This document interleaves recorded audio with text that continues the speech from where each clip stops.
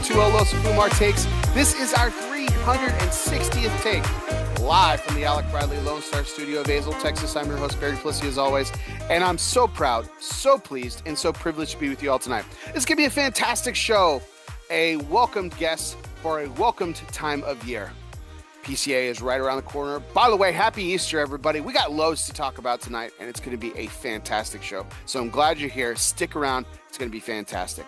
If I could say fantastic one more time, it would absolutely be fantastic. So welcome, everybody. This is our 360th take. Before I get to formal introductions of our guests of honor this evening, we do have to thank the people that make this show possible. And that, of course, is our sponsors. And tonight's show is brought to you by Drew Estate. The next chapter in the Drew Estate story has begun. J. Sand & Son is the next chapter of the Jonathan Drew story with Drew Estate. Built as a generational establishment, J. Sand & Son was inspired by the birth of Jonathan's son and marks a new level of relationship between Drew Estate and its founder. Every iconic brand has its origin story, says Jonathan. Ours is built upon family, loyalty, and purpose.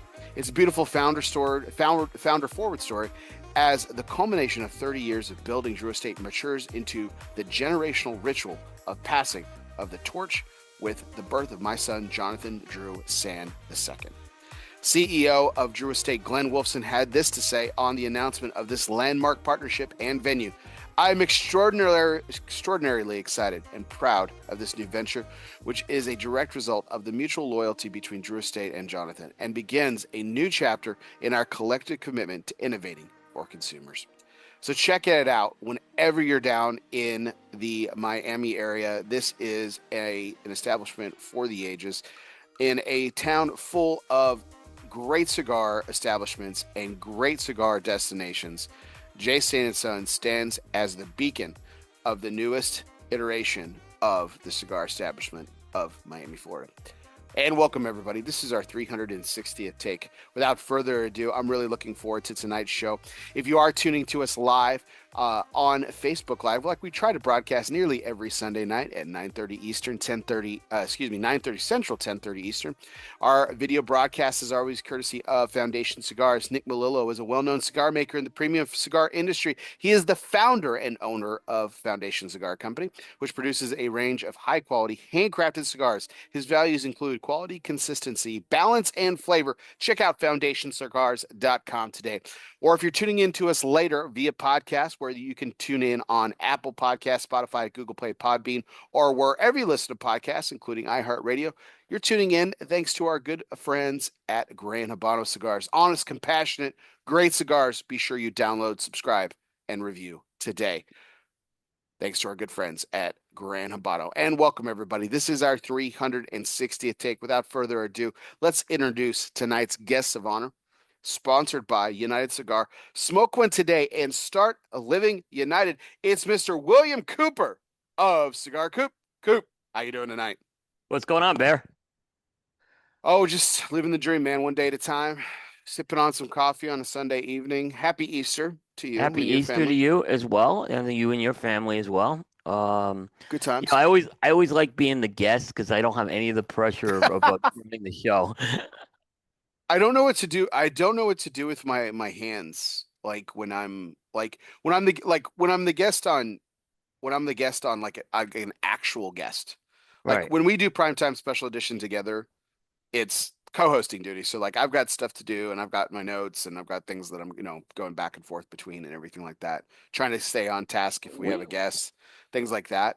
But when I'm like a guest on somebody else's show, like the late How About That Cigar or Matt Tobacco or Cigar Right. Dojo or something like that. It's like I don't know what to do with my hands, so I just normally just sit cross. I look pissed off the whole time because my arms are just crossed over and I'm just like talking about whatever. So I don't know. It's one of those Well, things. you know what's interesting? I was thinking about this accurately today. We have not interviewed you on our show, and I think we're going to change that. I'm going to interview you probably at some point because we haven't actually ever done that. I've never done that with you. So we did maybe a little bit back on the first special edition, but not to the point that I want to do that. So I think that's something we're going to have lined up for special edition probably or primetime sometime this year. That could be fun. So I think it will be fun. We haven't done that, and I think we've interviewed Trips and Ben's and Aaron's and all that, but we haven't interviewed you. And I said that we have to change that. So that's going to happen this year.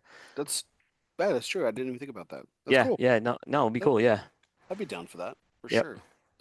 Awesome. Well, let's get started, Coop. As you like to say, we got some business to take care of. yep. So, for those who have been following the show, we always have a tradition of having my guest pick the cigar. But my guest is onto my tricks and plans, and he knows how this goes. So, what did he do? Well, he brought his own cigars as well. So, Coop, as my guest, I will let you decide. Should you go first or should I? I will pick yours first. Gotcha. Well Yep. then, all right. I went conservative tonight. I only went with four cigars, but three of them are larger, so it's fine. So let's start off with the Viva La Vida Connecticut, one of the stars of last year's Big trade star show. of last year's show. Yeah, top I have 20 on Coop. Yep. I have another star of last year's show, in the Bellicoso size, which hasn't gotten talked a lot about much, but it's the Perdomo Nicaraguan sun-grown legacy in the Mm-hmm. Pelagoso size. Right. Um, from our good friend Mr. Steve Saka at Dunbarton Tobacco and Trust, I have the Red Meat Lovers Club Fratanga. Okay. And now this one wasn't a star of last year's show. But man, we talked about this show. We talked about this cigar all the time, and I thought this was a funny twist. I get asked this. You actually asked this, and I'm going to unveil some particulars about this cigar. But I know we're both fond of it. The Christoph Tres Compadres. Okay. We're gonna go Christoph Tres Compadres. Okay. So so Coop asked me a question like right after I did my top 10 unveiling this year. As in anyone who knows, the Christoph Viente won. Right. And those who pay attention, I have a very specific and strict criteria that a cigar company is not allowed to have multiple cigars in the top 10. And I said all along that Christoph had a problem with Viente because it had basically a competitor. And Coop was like, was it the Tres Compadres? And I was like, of course it was. So this cigar would have made my top 10, easily top five, arguably top It was my three. top five the year before. Yeah. Yeah, it would have been I probably a podium cigar had it not been for that rule. ha- And then I it would have been was a Christoph Homer, and then all the labels and everything would have come out, and yeah it just that's why I have the criteria, guys. I want yeah I like no to spread the love, but it, it was interesting because when the pick I had for you fell off the board. And I forget what I did pick. I was picking something else, and it fell off the board earlier. My next thing was, and I was told, I think I was messaging Jay. I said he's going Christoph, but I was convinced it was the Tres Compadres. oh Um, wow, okay, I actually thought it was going to be the Tres Compadres. I knew you liked both, and I wasn't surprised that there was a Christoph at one when that happened. But I thought you'd mean Tres Compadres with that one. right, Both great cigars, both top 10 cigars in my book. So hmm that's an amazing cigar. One of the great Nicaraguan puros that ever come out of the Dominican Republic. And if folks have not smoked that cigar, you need both those Vente too. If you haven't smoked, those are amazing cigars. I mean, Glenn, what he did with a Brazilian wrapper, you know me, yeah. with Brazilian wrappers, amazing. So yeah, I want you to go with that Tres Compadres. Well, as I'm lighting this up with my DuPont monogram lighter, Yep. shout out Jason Samuelson for getting the correct naming for me, and with the beautiful signature and the Yeah. gold I can't inlay. wait to see Jason. Yeah.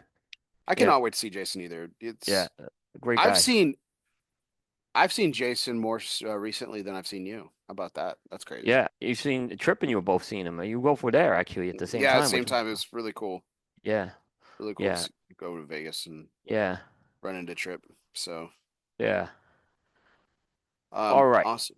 Hit me up. What you got? All right. So, in the spirit of what I do on a primetime show, these all have a tie that bind. Uh, I'm not going to say what the tie that bind is. It will come out during the show, I'm sure. But if you want to take a guess at it early, up to you. But it will come out during the show. Okay, So, number one is this is the original Umbagog Bronzeback. This is the 5x48. gotcha. I have a Perdomo Legacy. This is Gotcha. the Epicure. This is the Shade Grown, Nicaraguan Shade Grown.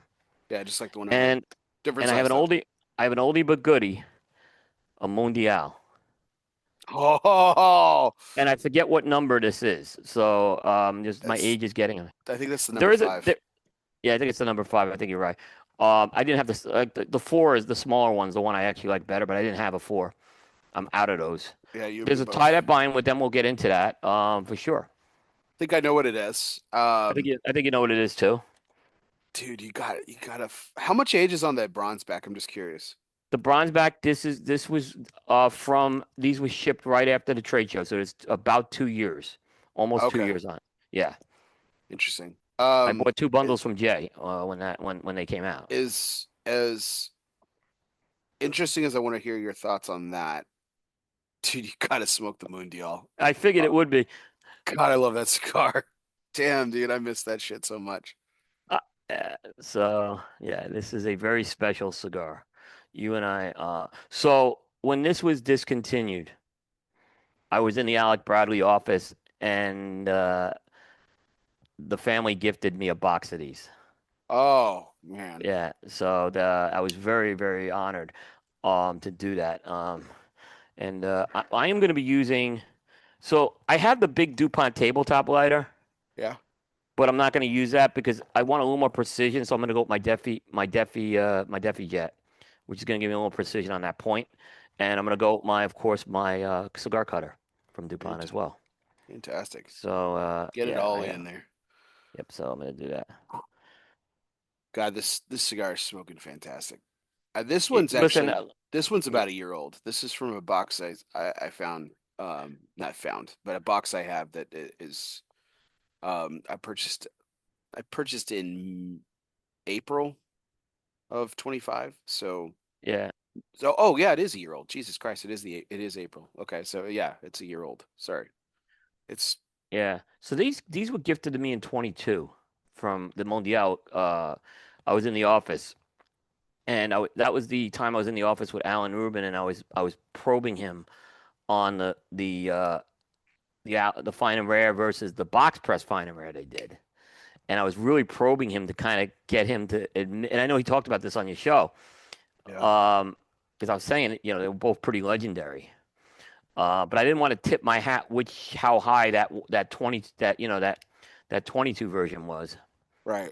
I already knew at that point it was November, and I already knew at that point it was number one. So I mean, it was almost. I mean, it held true and held like consistent through your other smoking experiences. But like looking back, Coop, I mean, your first experience with that cigar, I mean, you were blown away. I smoked I it with mean, Ben. I was driving back from Nashville, um, and it was a rough. I remember driving back from Nashville. I stopped in Asheville to see Ben, and he had him there. And the next day, I was leaving for New York for my dad's memorial. So I was in a, kind of like really feeling like crap, and that just cheered me up that day, being at B&B with Ben that day. And he brought those out, and I'm like, holy cow. I ended up buying two boxes of those afterwards.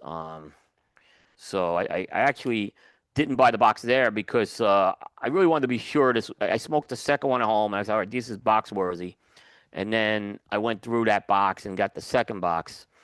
I have two remaining, and that's for Cigar of the Decade considerations. So very cool, awesome. yeah. Well, Coop, this is Easter Sunday. We actually have a special Easter segment to get into. Okay. But later on. But I Yeah. really let's go ahead and kick things off with tonight's major point, which is always brought to you by Gran Habano Cigars. From the fertile lands of Honduras, George Rico and his family have put together the very best vintages for you. Yes, you, the cigar smoker. From value-based hits like Corojo Number 5 to the award-winning 20th anniversary to special projects like Zulu Zulu, Gran Habano is about cultivating the best and making pinnacle cigars for the market. Culture, tradition, quality, premium handcrafted Gran Habano cigars. Well, let's kick things off, Coop. I asked you to join me on this show tonight because I wanted to talk a little bit about, obviously the Premium Cigar Association trade show is coming up. will be there. And this will be your 15, Actually, 50th 16th, anniversary. It's the 15, 16th, but remember there was yeah, one we missed with COVID. That's why. right. So this is 15 years of coverage, actual shows Yeah, covered, yeah, with the missing trade show and everything. yeah, So quite, I mean, that's quite a bit of history. Um, Companies have come, companies have gone, yeah, companies have merged, been sold off, changed. Cigars have come and gone. I mean, a lot has happened in the history in the yeah. last 15 trade shows that you've covered. Um, Let me ask you this. I think that I put this, I actually sent this over to you early Yep. because I wanted you to get a chance to kind of really think about it. Uh-huh. Because as you know me, there's a lot of typical questions that get asked and stuff like Yeah. that. Hmm. But like what's changed the most? Like, okay, got it. What hasn't changed that you still love? That that city, and when I'm not referring to the host city, I'm referring to the convention center city, where you have these aisles and these booths are like buildings in a city, and you're in this cigar city for 3 to 4 days. That has never changed, and there are shows that I've been higher or lower on. It doesn't matter. I look forward to walking in that door and going into that city. And I know that the sad thing is when we get to the final day and we're at Sokka's booth, is a tradition, I see the city get torn down every time. But I know next year it will be rebuilt. But it's a city. It's a real city. There's streets, and it's something that's very unique. It's a unique kind of atmosphere. It's our most of our industry gets together for this. Um, and I'll say that was what was said when the big four were out for a while. But we're back now, and most people now go to this, and it is, like I said, it's a city, and I love that. I absolutely love that. Awesome. That's I think that was the one thing that you told me like right off the bat, like, hey, like when you walk in, it's like this is like your description of it, and it has been for as long as I've been partnered with you Yeah, and everything. It is funny because you say like the streets and stuff, and it usually takes me about 2 or 3 hours the first day to like get the layout in my head. But after I do, like it's in there, and like yeah, we navigate through it and everything like yeah. that.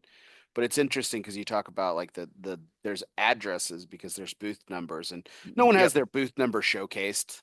The only place that they showcase booth numbers is on their Facebook ads and Facebook posts. Those terrible Uh, Facebook ads, by the way. Terrible. but By the way, Omar de Frias is the leader in the gate. He had the best one this year, so someone's got to beat Omar.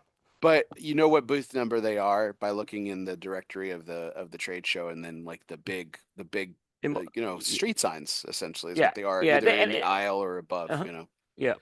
and so you can find people, which is pretty cool. When Fuente and Newman had the old booths, you remember?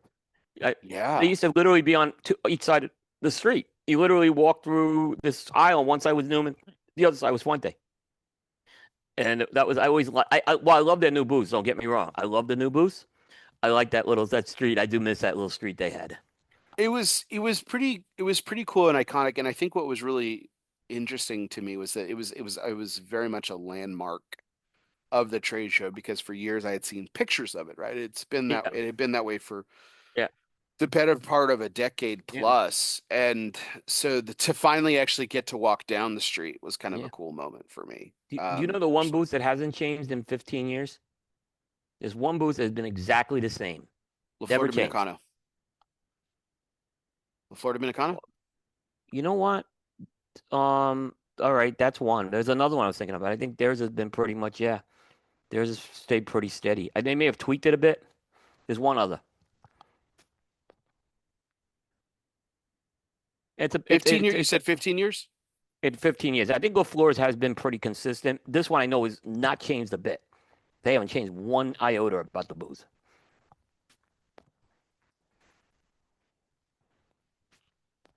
Rocky Patel. Mm, the only reason I'll say Rocky Patel, and I'll give you credit, Rocky Patel, he just changes those like little towers every year. Yeah. but that's a pretty close one too. Okay. There's another. There's another. Ashton's This is cha- a Ashton's Essence has changed. change. Essence changed. This is a foundation cigar company. It's not foundation, but it's a foundational. This is one of the iconic brands, iconic companies. Some will say maybe the most iconic company. Well, shit. Um, why is it not coming to me? This is terrible. We've only done an interview at this booth once. Oh, Padron. Padron, yeah. Okay, But questionable. Rocky is a good one. Rockies has not changed, except like I said, they changed those towers, those display case towers they have. Yeah, they changed the cigars in them. And It's the blue pen. I love seeing what the colors and they do wonderful arrangements in those too. So yeah, Padrones is exactly the same. I mean, it is to a T. Maybe and they put something in the center, which is their new product, or one in one area with the new product. Yeah. I think the thing about Padron that's pretty classic is it's not only it's also like a it's also basically a 3D version of the of every ad they've ever run, like in Yeah, yeah, Cigar yeah, Aficionado.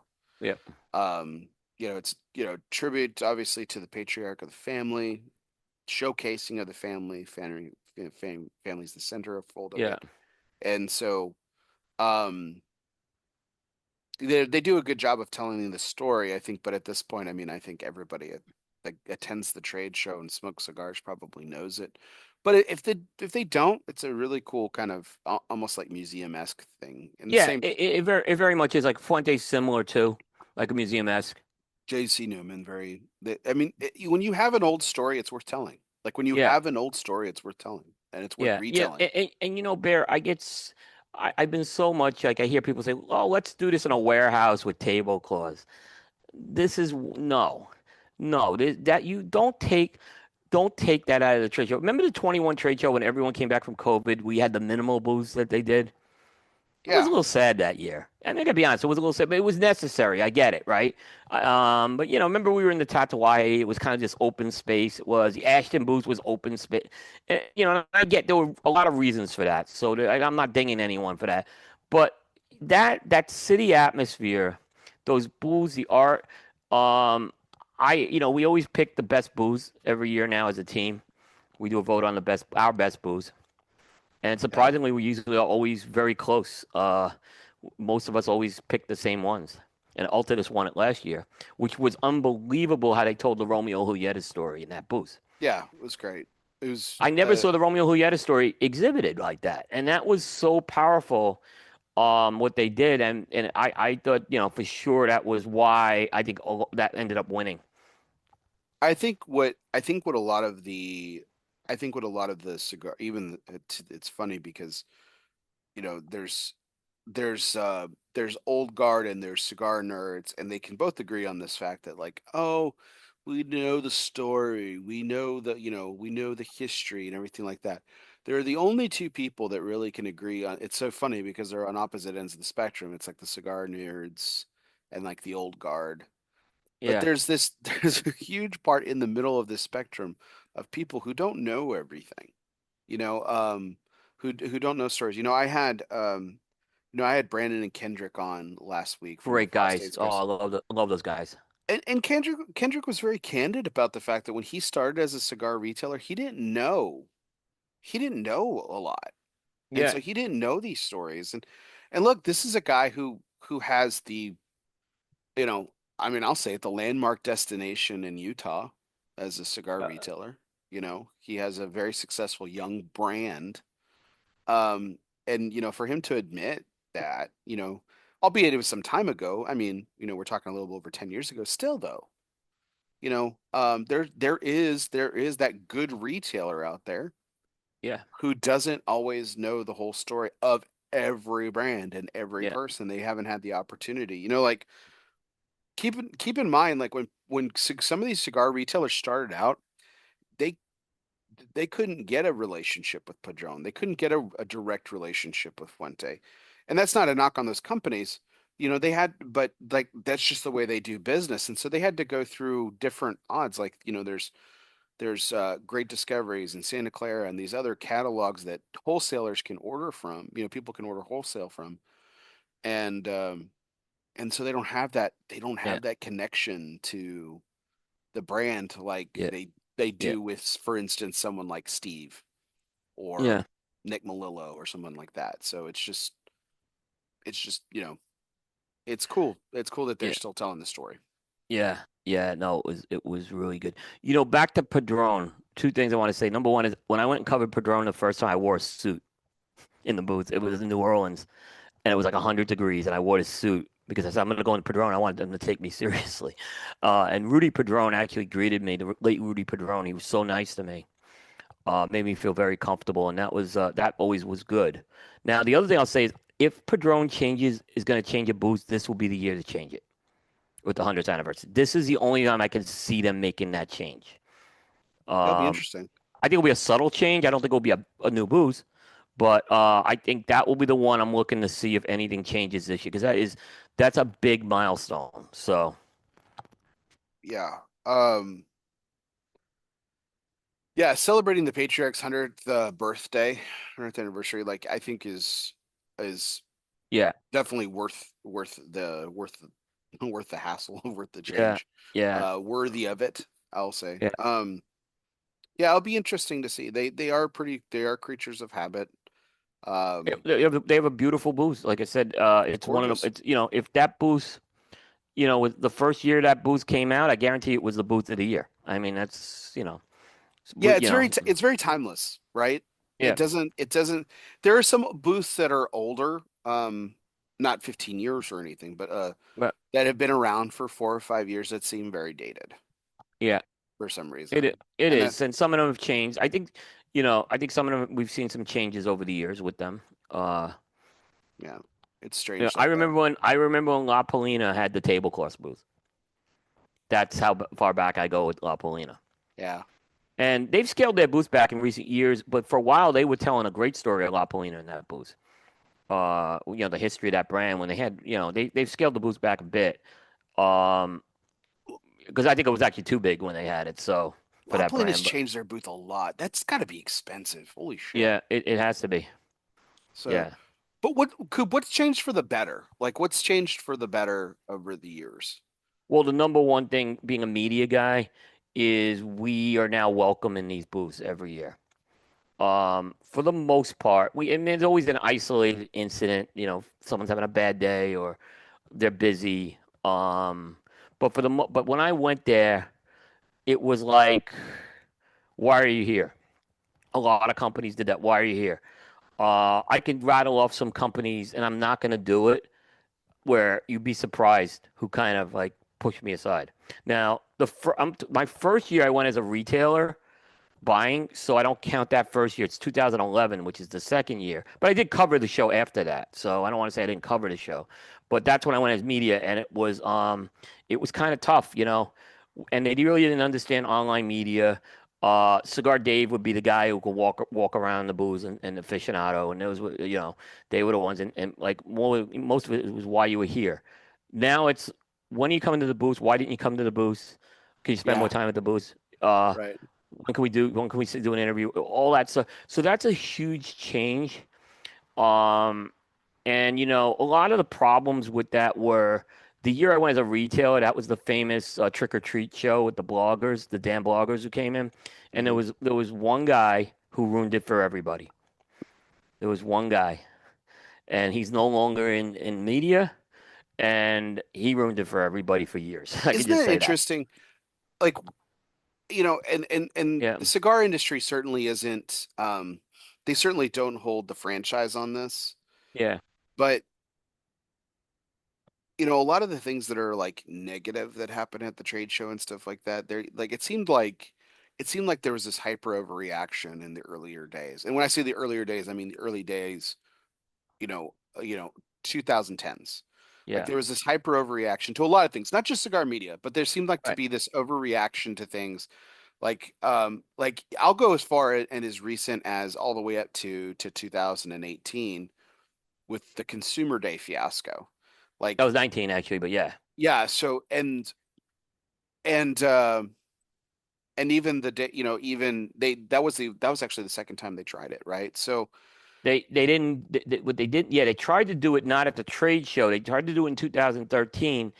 And if I ever have to fault Scott Pierce for one thing, he didn't do his homework on the history with that, and that's why it flopped.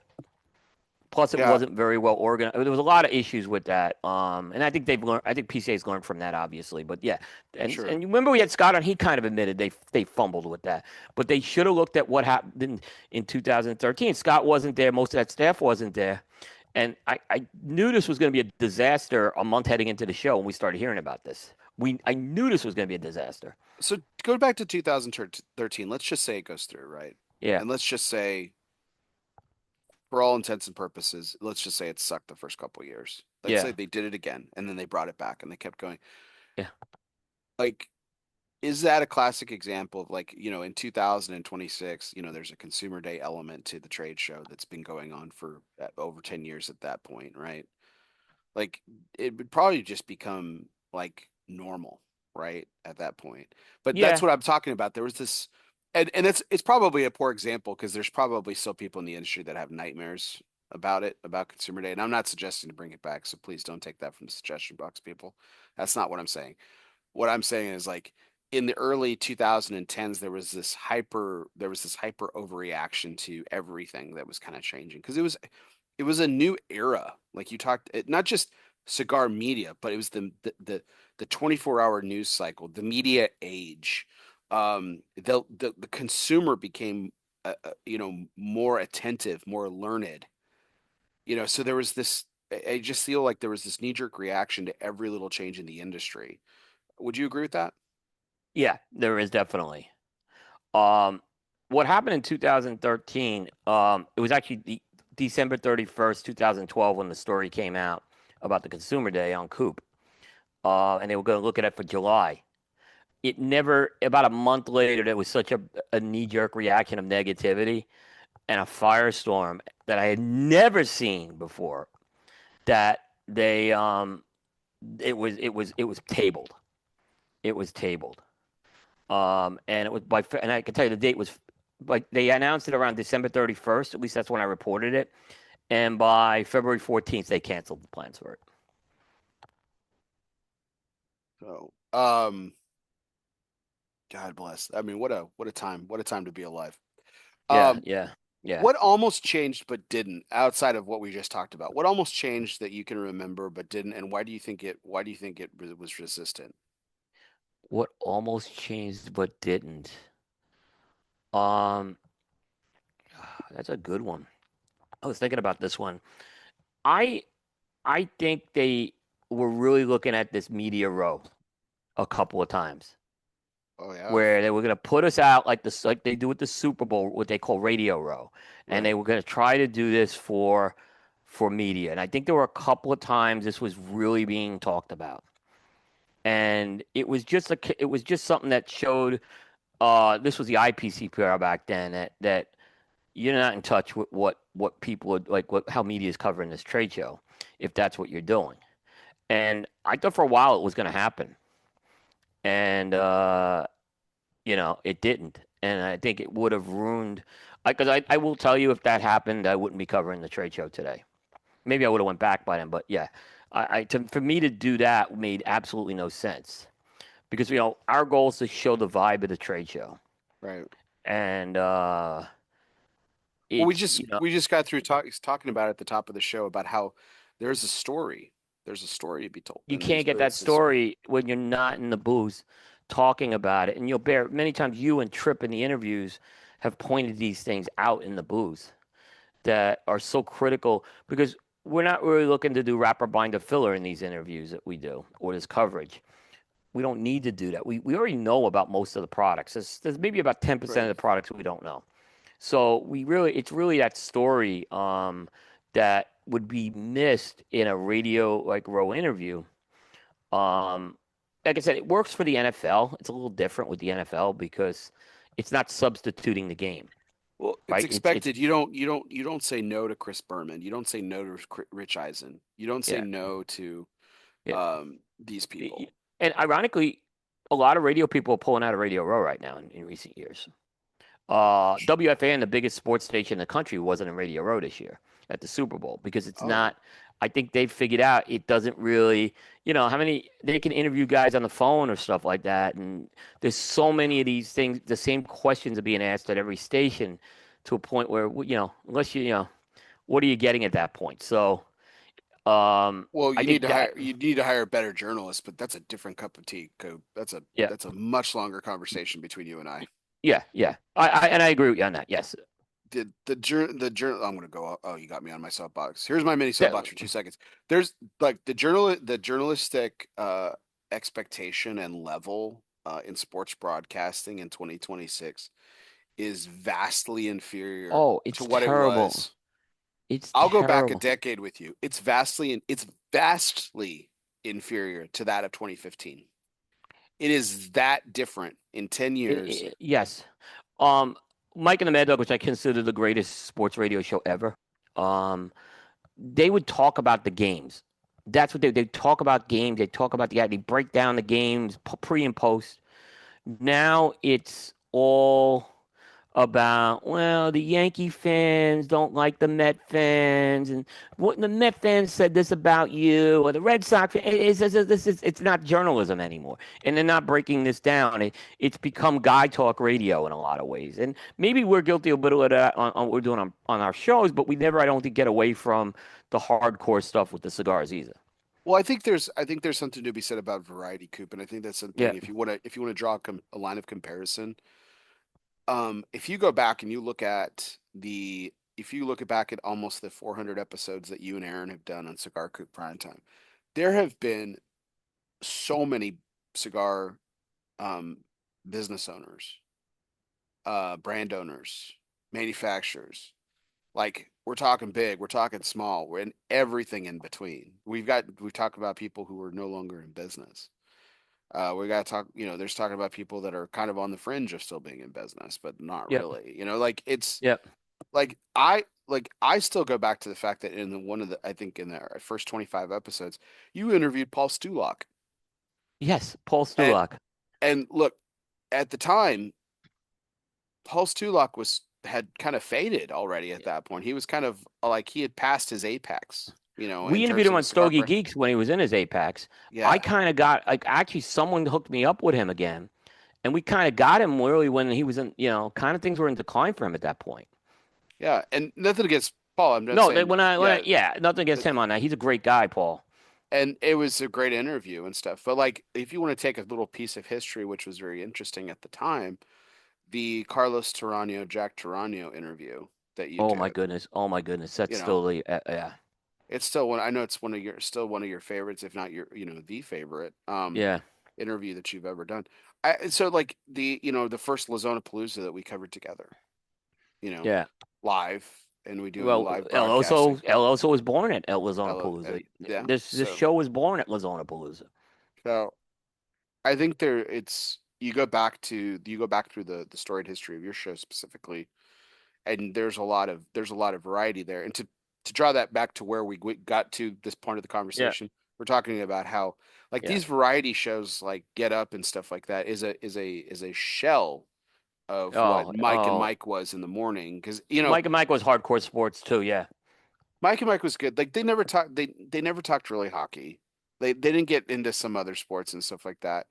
They their personal fandom came out, and that was part of their personality and their shtick, and that was cool.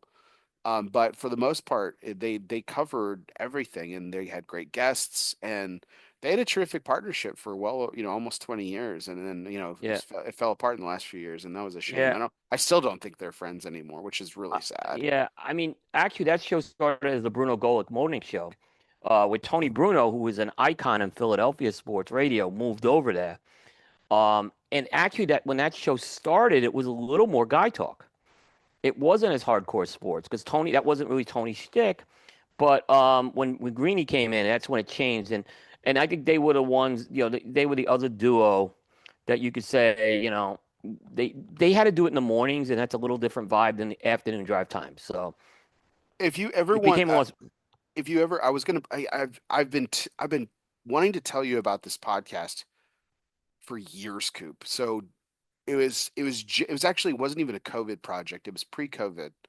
Mike Greenberg did a what ended, I don't know if it was planning to be a podcast or a show that just didn't get picked up and didn't get rolling with it, or if it was intended to be a mini series.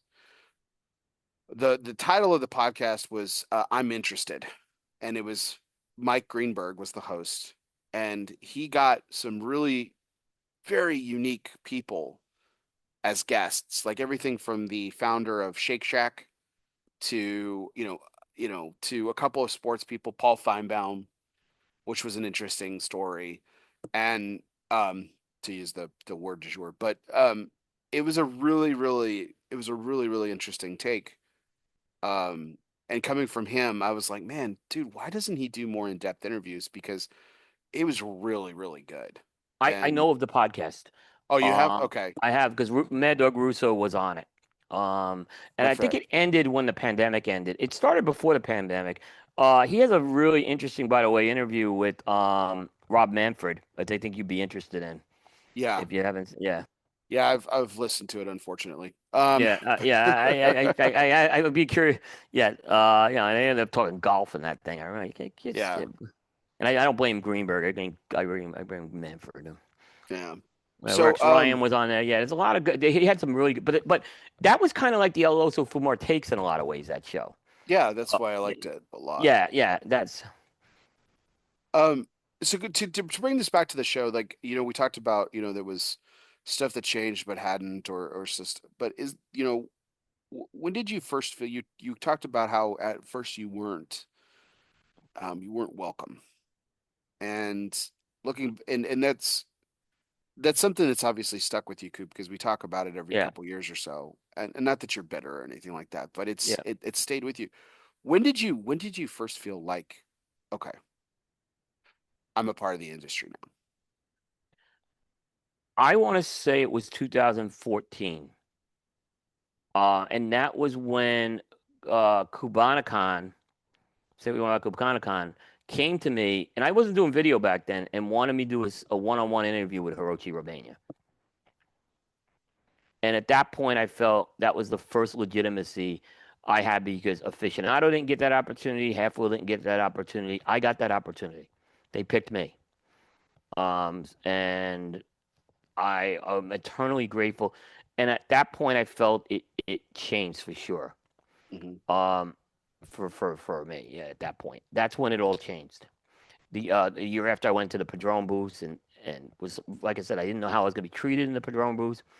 Um, I went to Perdomo, I think in 16 for the first time. I was treated really well. So, but it really 14 when I saw the tide change.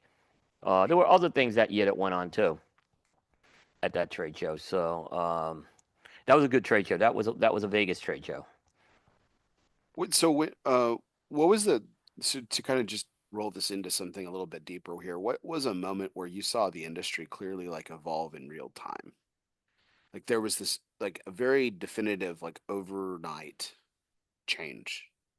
I have one very clearly in my mind, but I wanted to get At the your trade perspective. show,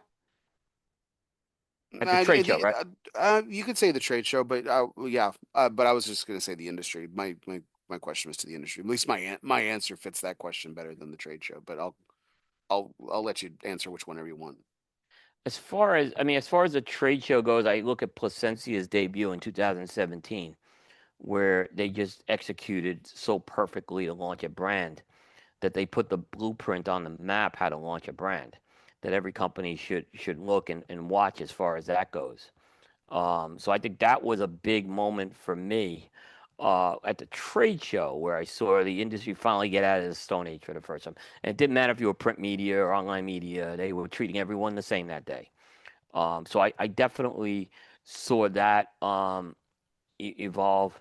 Uh, as far as the industry changing goes, and this industry doesn't like to change a lot, right? As we know,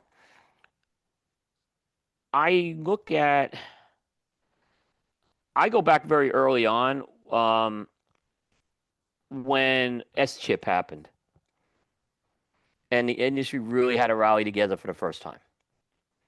Yeah. They really had to rally. Well, they had to work together, and then obviously that led to CRA and stuff. Where I don't think that was, and that's a little before my time, but I still remember it enough. Where I think it changed this industry a lot.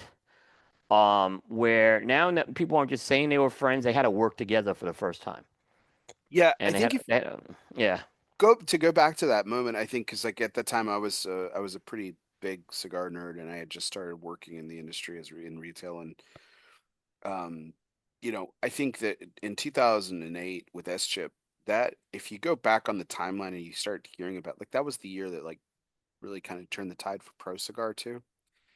And yes, it really makes a lot of sense, like what you yeah, were saying about the industry starting to work together more. Because listening to like Manolo Casada talk about like how in the 90s during the boom, like they fucking everyone hated each other. they did, they did. And that's Um, specifically why the organization of Pro Cigar was actually formed, yeah, was to try to iron out a little animosity, but it was yeah, probably still but it yeah, but to hear people talk about their involvement in Pro Cigar, for example, just singling that out, it started to change about that time. So that's yeah, interesting. That S yeah, chip, and you obviously brought people from Nicaragua, Honduras, and the Dominican of all course. together too. Yeah, right. But that was, like I said, I had started following the industry really in 2006, and I think that was a watershed moment for the industry. And they, for the first time, they acknowledged that the enemy wasn't their competitor. The enemy was our own government. Right.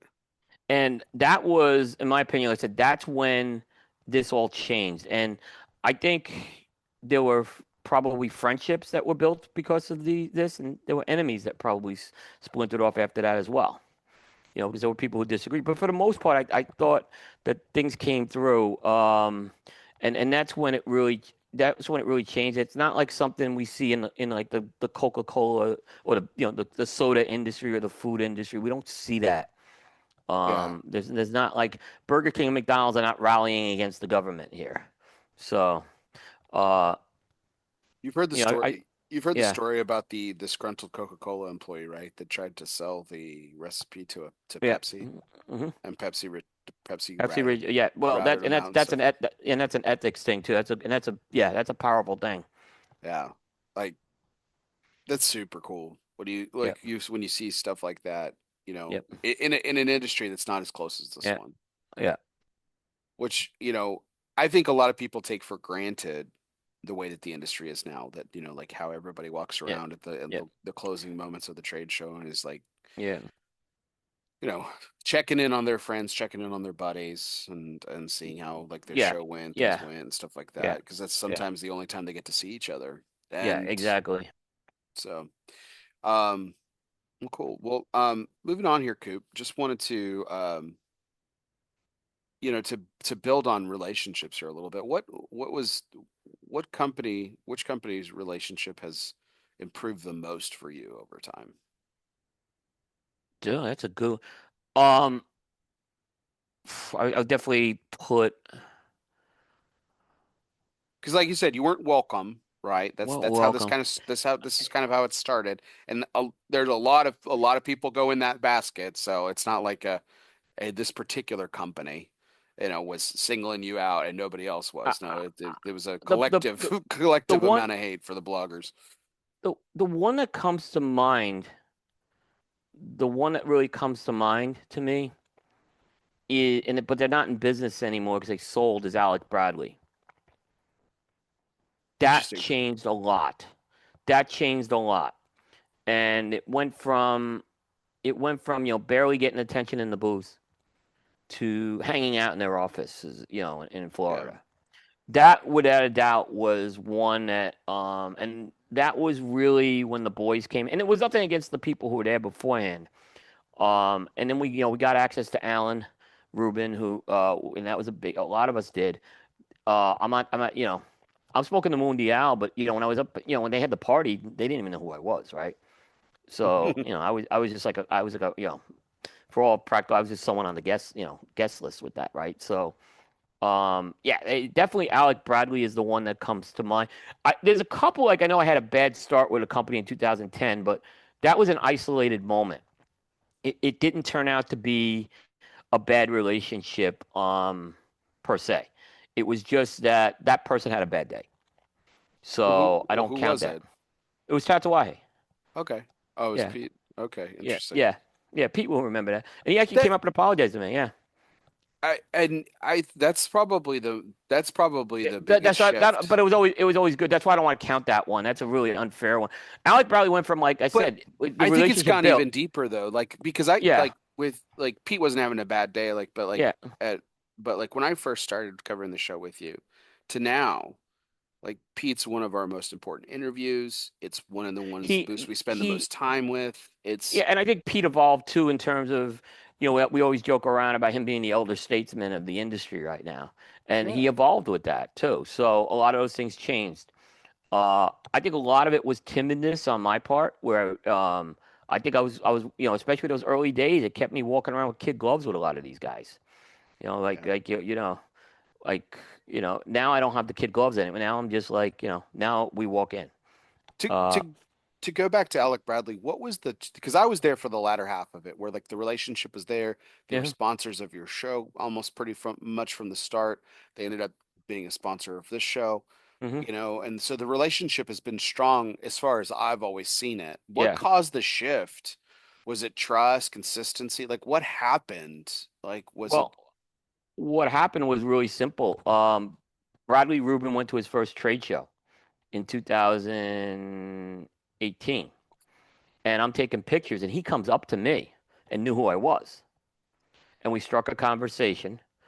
Um, that led to Alec and Bradley doing a show with me, the famous show I did from outside of London, where the power went out like hours before the show in the hotel.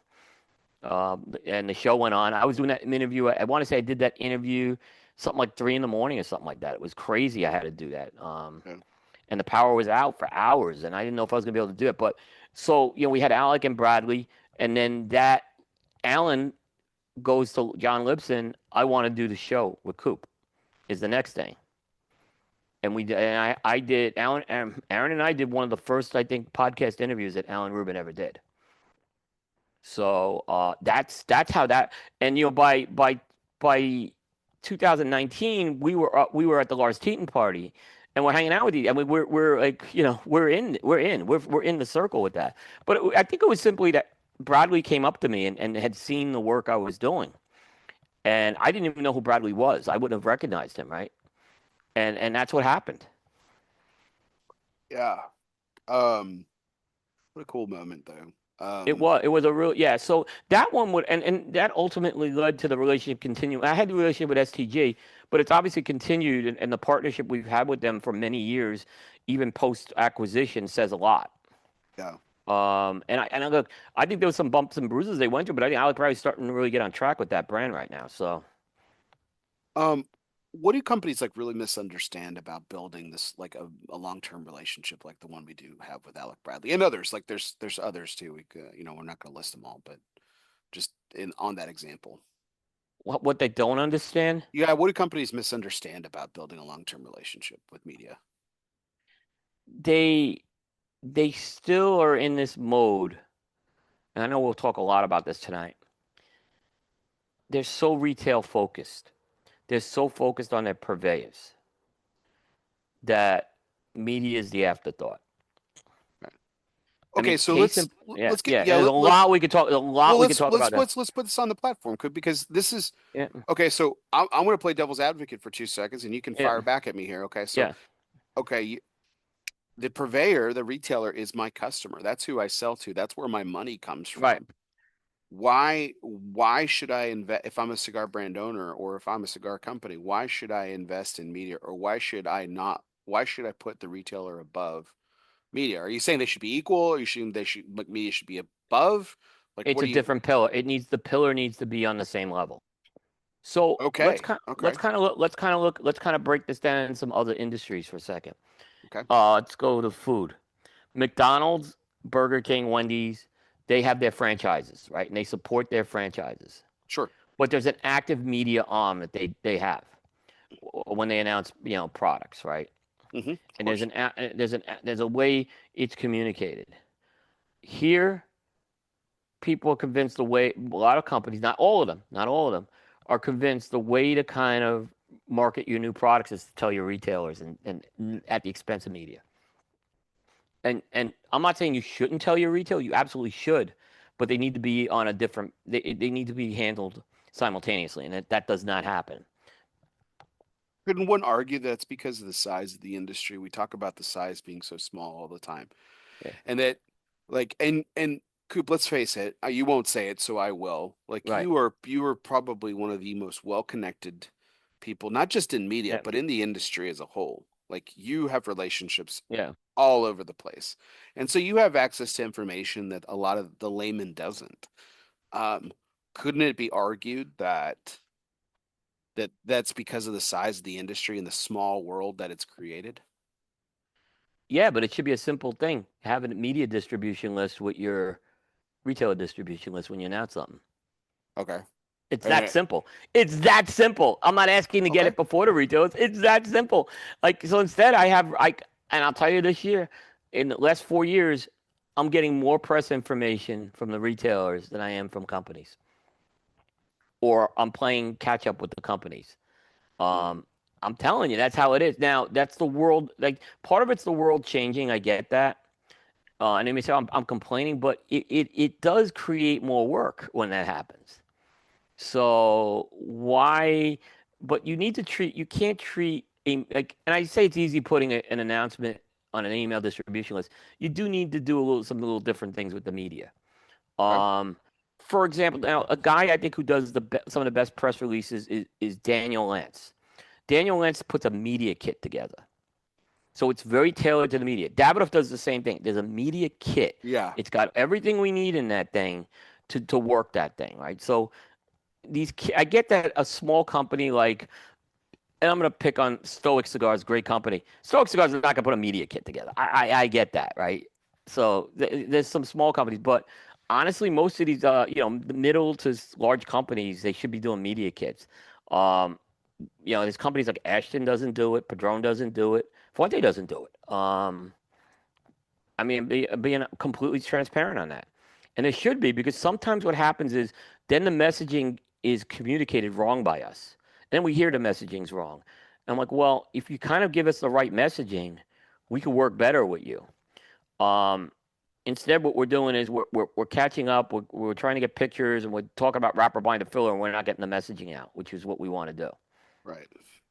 So they don't understand. They don't understand that. They don't understand that. Couldn't so I want to tread lightly here because I want to make sure Yeah, that I frame this correctly. yeah. No, Could you don't have this to. you so like very specifically to Fuente, right? So like you have Right. like for just to be candid and transparent, you have a very good relationship with Carlito Yeah, I do, but I can tell you, and other people in the but I can and tell other you where people. messaging got messed up on something. Yeah. Well, like, you have a great relationship with Jose Blanco and Ciro. Like, Yeah. you have great relationships within it. But, like, I think it's clear that I think it's also, this is a really good example of where the relationships with the individual doesn't necessarily a relationship uh, with the company specifically. Yeah. For the example that I want to kind of give is, they had a very, very public, you know, ambush when the whole relationship with Mirror fell apart. Right. And um, I mean, couldn't one argue that if the company had a better relationship with media in general, not Carlito and Coop, but like company media, keeping those categories as general as possible, that they could have gotten in front of that, and that could have been less of the part of the story. Yeah, but except in that case, that wasn't getting communicated to a retailer either. That was legal reasons why they had to keep quiet. I'm sure Okay. there were legal reasons with that. But I can give you a better example of this, right? Okay. If you remember, do you remember when the Fuente Padron Legend shipped? Do you remember what happened that day? So literally, we're all traveling out to Vegas, and it comes out that the cigars arrived at the retailers. Right. And there were a couple of publications that printed this stuff, and they printed the prices. And I did not print it. I actually did not print it. I messaged Carlito because I was actually in transit, first of all. And Carlito was not happy because they didn't mention the charity angle of this thing. And I Hmm. said to Carlito, that's kind of on you guys. That should have been communicated. That's something that absolutely should have been communicated to us. And he agreed with me. He agreed with me. And if he's listening or he hears this, I'm sure he can. I don't think he'll dispute that. That was something that should have been done. The messaging that's shipping it to a retailer, and I don't know if the messaging went to the retailer or not. I'll never know. But I do know that if the messaging was sent to the media, those stories by the people who printed that would not have happened. Okay. So, so that could have been avoided. And that was a very Interesting. important message when you're coming out with a Sure. $175 cigar. That's an important message, and that needed to be communicated. Yeah, I think that is a really good The only reason example. I knew about it because I messaged Carlito, and then he tells me this stuff, and like, hey, he wanted to make sure that was in there. I'm like, well, I'm glad you told me this because yeah. Um, so that's the danger of when we see a release at a retailer and we want to tell our audience about it, but the problem is we don't have the messaging yet. It's on the retailer shelves, and we Hmm. don't have the story. The story is going to get botched or it's going to get diminished. I This see there's so many companies that do that, and I don't get it because they're missing the boat there. this is a perfect example. And listen, this is Yeah, not the only example, but this is a right. perfect example of something that I don't understand. Yeah, Um, Puente, for example, Padron, for example, they're two industry icons. right. How does something like shipping the week of the trade show, arguably your best release or most critical release of all time, Well, how does that happen? you got to remember there was a story before that. Okay, and I think there was a reason why this happened. So if you remember, Cigar Coop broke the story that the Fuente Padron Legends was shipping from the Dominican Republic. Right. Printed that story, and I got ripped to no end for jumping the gun because what happened is the product got damaged. I got ripped for jumping the gun.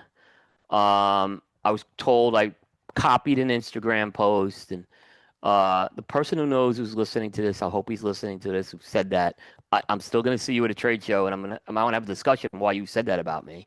When actually I talked to Carlito and actually had a quote from Carlito in there when I did that, right? So what happened is because he said the product shipped from the DR, got to the web, and it got damaged, right? Hmm. He kind of didn't want that to happen again. So this time, I Okay. think they took a quieter approach with it, right? Which Makes still sense. was probably the wrong way to do it. They should have months ago said that this was going to. They should have announced this months ago that it was going to be something for the charity, which was such an important part of that story. And we didn't know that till the day they started arriving at retailers. I think that um I mean Carly's going to be this mad. I hope Carly don't be mad at me. I'm being honest here. Yeah. So but I think this is an important thing to be said to as we kind of go into the industry and as people are telling us the stories of their new brands and things like that is like we can be an important vessel of information to relay that kind of stuff. yeah, And if the industry has proven anything, if it's proven anything, yeah. is that the consumer is ultimately extremely forgiving. They are, and they are. This is a this is inside baseball stuff, and they are so forgiving this industry.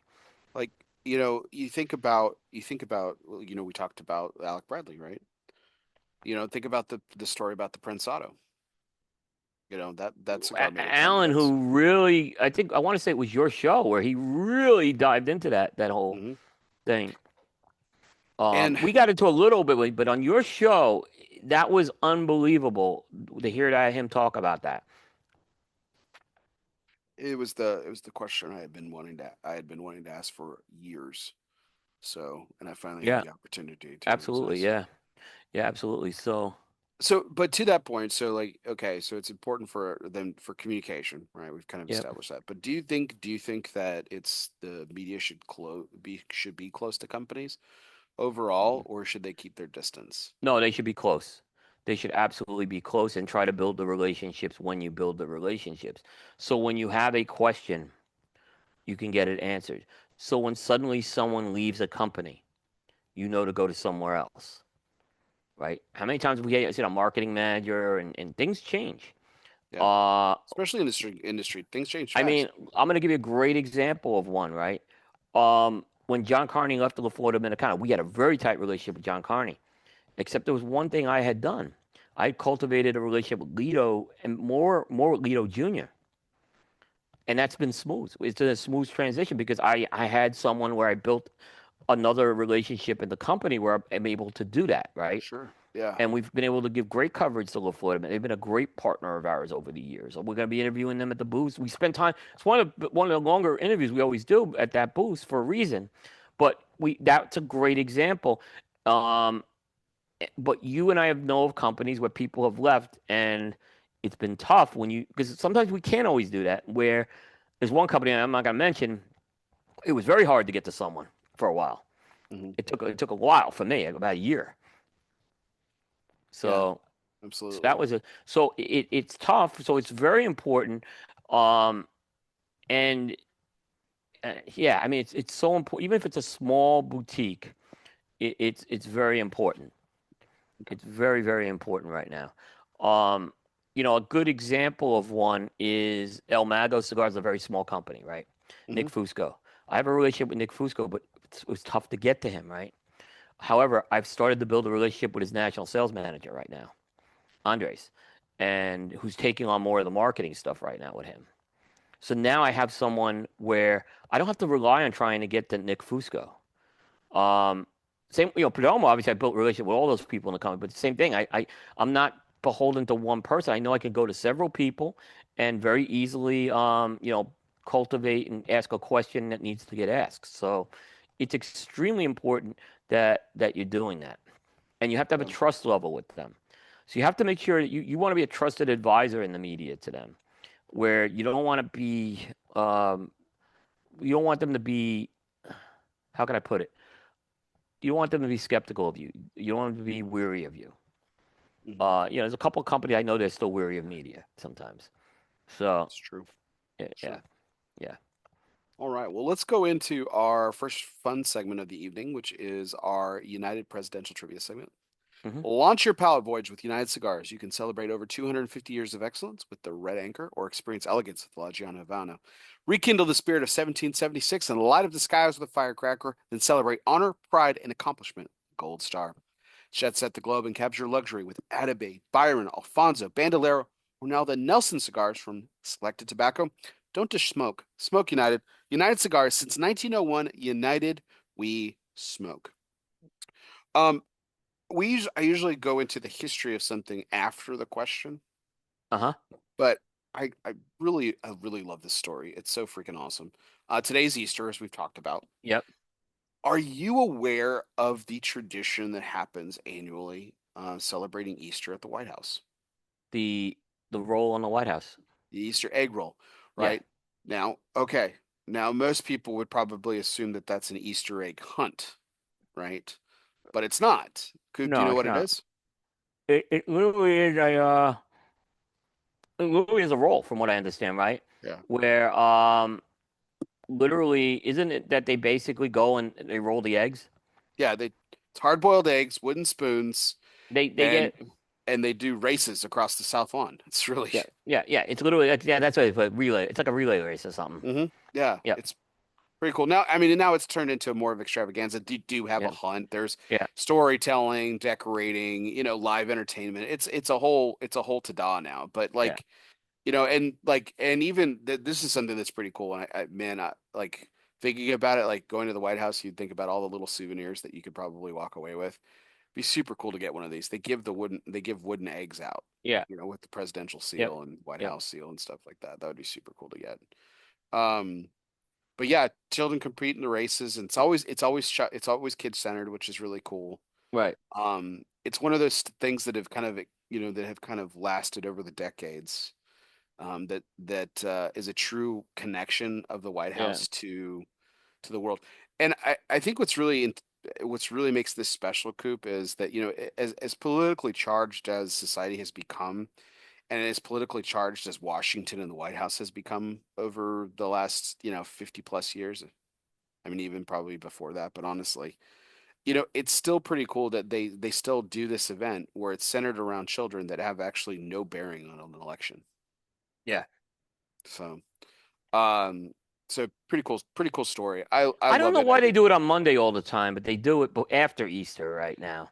Yeah, I think that's honestly just because most people want to spend Sunday with their families, Yeah, and, I don't. and that's I always probably wondered why they didn't do it the week before, but okay, I think it's still cool. yeah. 'Cause Easter Um, Monday is kind of a holiday in a lot of cases, yeah. and it doesn't interfere with the holy days, so I kind of understand that, I guess. Yeah. So the so the I wanted to ask you Hmm. a couple multiple choice Yep. questions here. Okay. So in what well actually we're just going to start with the true or false, excuse me, Yeah. and then a multiple choice question. Yep. True or false? The origin the origin of this event, the Easter egg roll, is a 19th century product. True or false?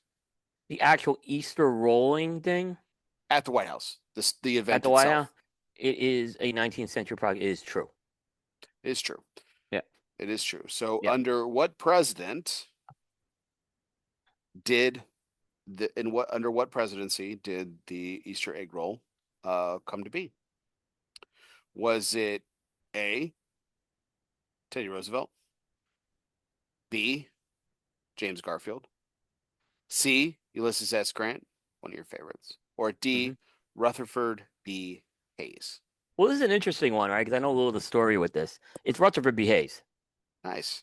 But How did you come to know all about this story? Like, this is well, interesting. okay, because I know there's a little. Okay, this goes to the previous president.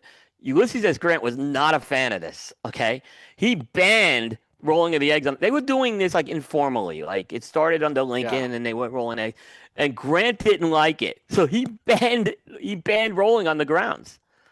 that's funny. He actually signed a bill to do this, right? So when Rutherford B. Hayes came in, he opened it back up again.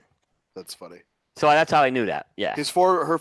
It's worth noting. Well, Hayes was Grant was Hayes's former commanding officer. Yeah, and I know Grant probably. I've talked a lot about him. I'm so fascinated, but I've read biographies of his life and stuff. So I knew he banned the Easter egg hunt, and then Hayes, or the Easter egg hunt, I keep calling it the roll. He banned it, and then Yeah. Hayes came in. I think it was in year two of his. Well, no, it was right after. It was right after he got elected, I believe. He came in and did it. Can you imagine? So, okay, could you imagine if this happened in modern time?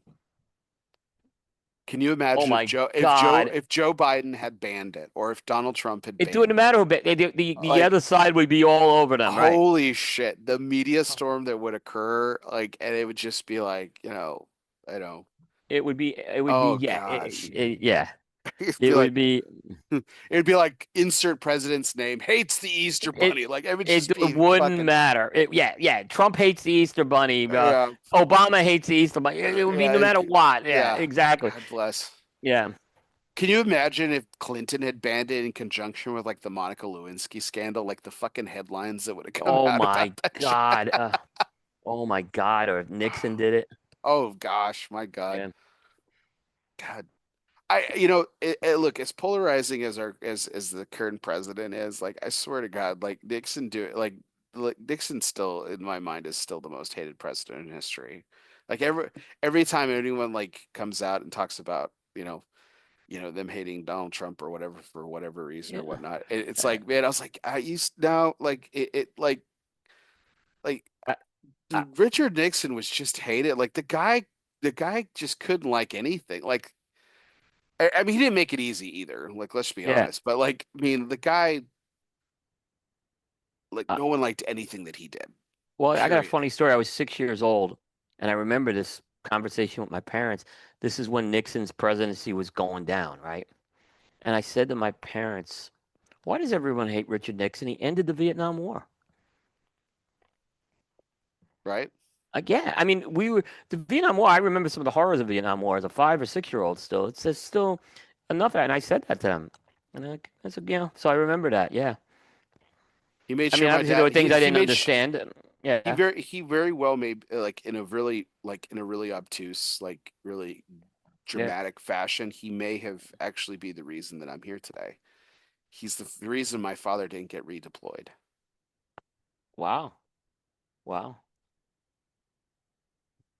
You know, and Yeah, my dad barely made it out the first time. yeah. So You know, Yeah, It's I mean, crazy. there was always a stigma of Vietnam, uh, and that stigma lasted till the Gulf War, the first Gulf War, Hmm. where I remember when Reagan went into Grenada, people were horrified, like Vietnam, we're gonna have Vietnam and Grenada, that's how it was. The Iran heist crisis, stuff like Oh that. yeah. We were, all that stuff. Vietnam was coming up over and over and over again. So even in like late 70s, early 80s, it was still like it was really the Gulf War changed that a bit. Yeah, no, Because like it was a war without conscription, things like that. So I think that changed a lot. I, I Uh, don't I don't think people really truly understand the historical significance of two things. One, ending the Cold War, Ronald Reagan, yeah, and B, George H.W. Bush essentially winning the Persian Gulf, like conflict, yeah, what war, whatever you want to call it. yeah, and Operation Desert Storm or Operation Desert yeah, Shield, doesn't matter what you want to call it, because these are two very pivotal moments in history. yeah, Because, like you said at the time, from the moment that Vietnam ended to the ending of the Cold War, there was this perpetual fear that existed in this country yeah. that we were now losers. It was the first war we had ever quote unquote Right. lost. Yep. Yep. It was a And that was a huge ego blow to the very fabric of American society. yeah, And we needed a win so goddamn bad. And the ending of the Cold War was a huge proponent of that, but still, that was technically a battle of wills or a war of wills or a war of attrition. It wasn't an actual war, yeah. right? The casualties were clandestine, It was and a yeah. it wasn't the see you on TV kind of thing. There was no V-Day parade for the ending of the Cold War. You have that moment of Mr. Gorbachev tear down this wall kind of thing, but like there wasn't a parade. No, in And fact, yeah, there wasn't a parade. In fact, it wasn't very true. It was yeah. and the Gulf gave that. The Gulf gave that to us. We proved we could win again. And Yeah, it was, but we had some signs already, like Libya was a good example in the mid 80s, you know, when we kind of bombed Libya. mhm, And I'm like, there were people in college worried we were all going to get drafted to go fight a war in Libya. I yeah, remember I'm in a bathroom stall. I see Ronald Wilson Reagan. They put 666.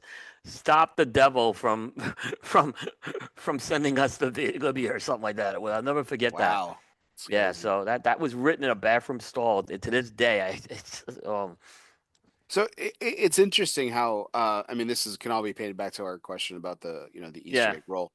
It's interesting how history judges and that the moment of history is judged by the era in which it's in, right? Like, yeah, the Grant banning the Easter egg roll, and then a couple presidents later, it's yeah. law, like it got, so I mean those are footnotes in American history, right? And Very granted, true. I mean there's a significant difference between foreign conflict and the Easter egg roll. I Yeah, get that, people. I'm not stupid.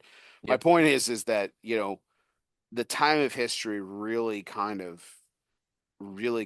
defines the present. And this is why, man, I am thoroughly fascinated to hit the fast forward button. And then, in 50 years, if I'm still around, but in 50 years, really be, I'll really be curious to see how history judges President Trump, how history will still look at Nixon with that Yeah. much time. After 100 years after Nixon's presidency, how will he be judged? You Well, know? even Jimmy, I saw it with the president I saw it with the most was Jimmy Carter. Hmm. Yeah, Jimmy Carter obviously had a very different post presidency than a presidency, and he was, I mean, he was as inept. He was. That's how people perceived him, as inept as they came. Uh, and everything went wrong for him in the presidency, and he made a lot of mistakes. There's no question about it. Hmm. Um, but Yeah. I always, yeah, it's amazing. Well, I mean that run. you know, that run after Johnson, Nixon, Ford, Carter, that era of the American executive is unfortunately just a stain. Like all the Yeah. good that Nixon did, we talked about all the good that Nixon did was completely washed away by Watergate. But And Watergate today, he wouldn't have resigned. yeah, It would oh not have yeah, happened. I mean, it would not have happened. Nor thousand like, percent. nor when they took Iranian hostage, the Iran took the hostages, we wouldn't have had 400 and something days. We would have been in there, and these guys would have been out. It's just that's times change, and things change. Yeah, Yeah, absolutely. Well, yeah, that was our United Presidential Trivia segment. We got off on quite a bit of few tangents, but it's always great yeah, exploring history yep, with you, Coop. It's one of the things I yeah, love. absolutely, yeah. Oh, it was good. That So, was a good one. so let's go back into some trade show here, trade show stuff here. So, um, um, let's talk about who's not in the room anymore. Hmm. Companies you miss the most at trade shows. Who's gone that you miss Well, the we talked most? about Alec Bradley's one that I sorely miss. Um, Not that the brand's not there, but but Allen's not there. Hmm. Um, there's a bunch of them though that we've seen over the years. Um, I think a really good example of one, Royal Agio. Oh man, that was fun. Royal Agio, yeah. I mean, we were building up some very good relationships with them. That was an amazing boost. We did interviews there, and I asked to interview Boris that day, Boris Wintermans, which you let me do. And I said, well, next year, Bear will switch it, right? And you interviewed him. It didn't happen. I felt Famous, bad, right? famous So, last so, words. but they were really building something really special. I thought. They were doing some very unique collaborations. They really had done some good stuff. By the way, Francisco is very high up in STG right now. He's one of the big shots in STG right now. Yeah. So he's landed very well. He'll be at the trade show. He said this year too. Because I saw him down at Pro Cigar this year. So they're gone. Um, Tarano was always a great boost to be in. Although a lot of the people, minus Charlie, but I mean, my first trade show, I talked to Carlos Tarano at that trade show and Oh wow. Charlie. I have a picture of me and Carlos actually.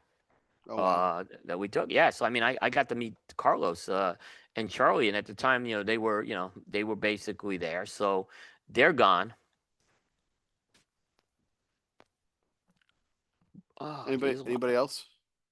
I'm going down the list here of some people that are gone. Like I'm trying to think who's gone and we just don't see anymore. Um, Gary Griffith at Emilio, gone. He's a fan favorite for sure. He was a fan favorite. He kind of created this whole booth within a booth concept where you had them there, so that was a big thing.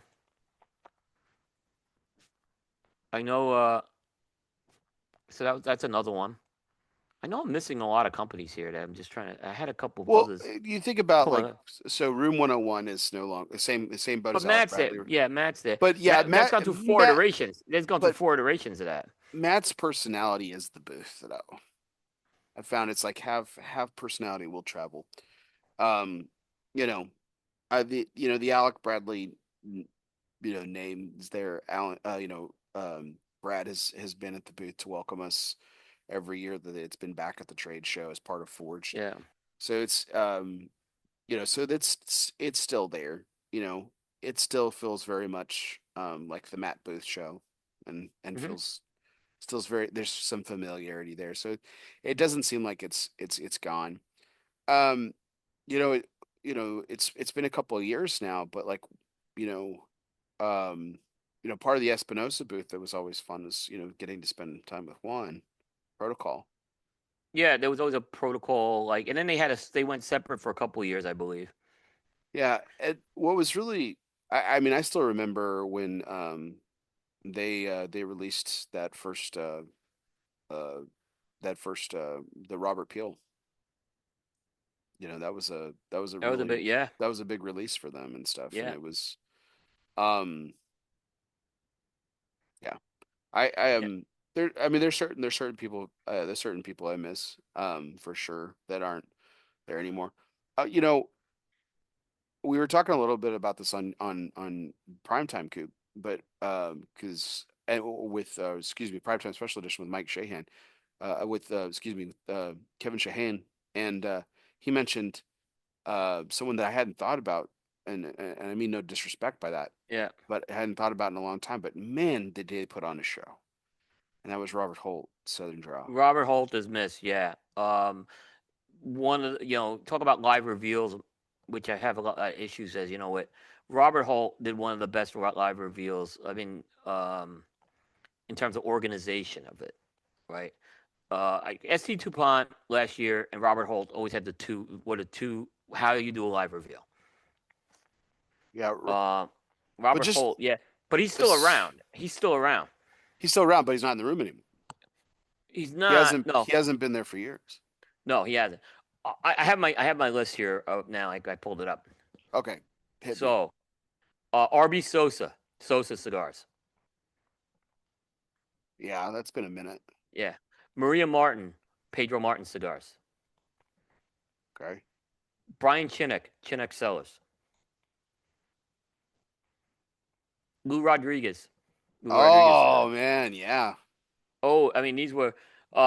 He's still around, but Premier Mundo, Sean Williams, Hmm.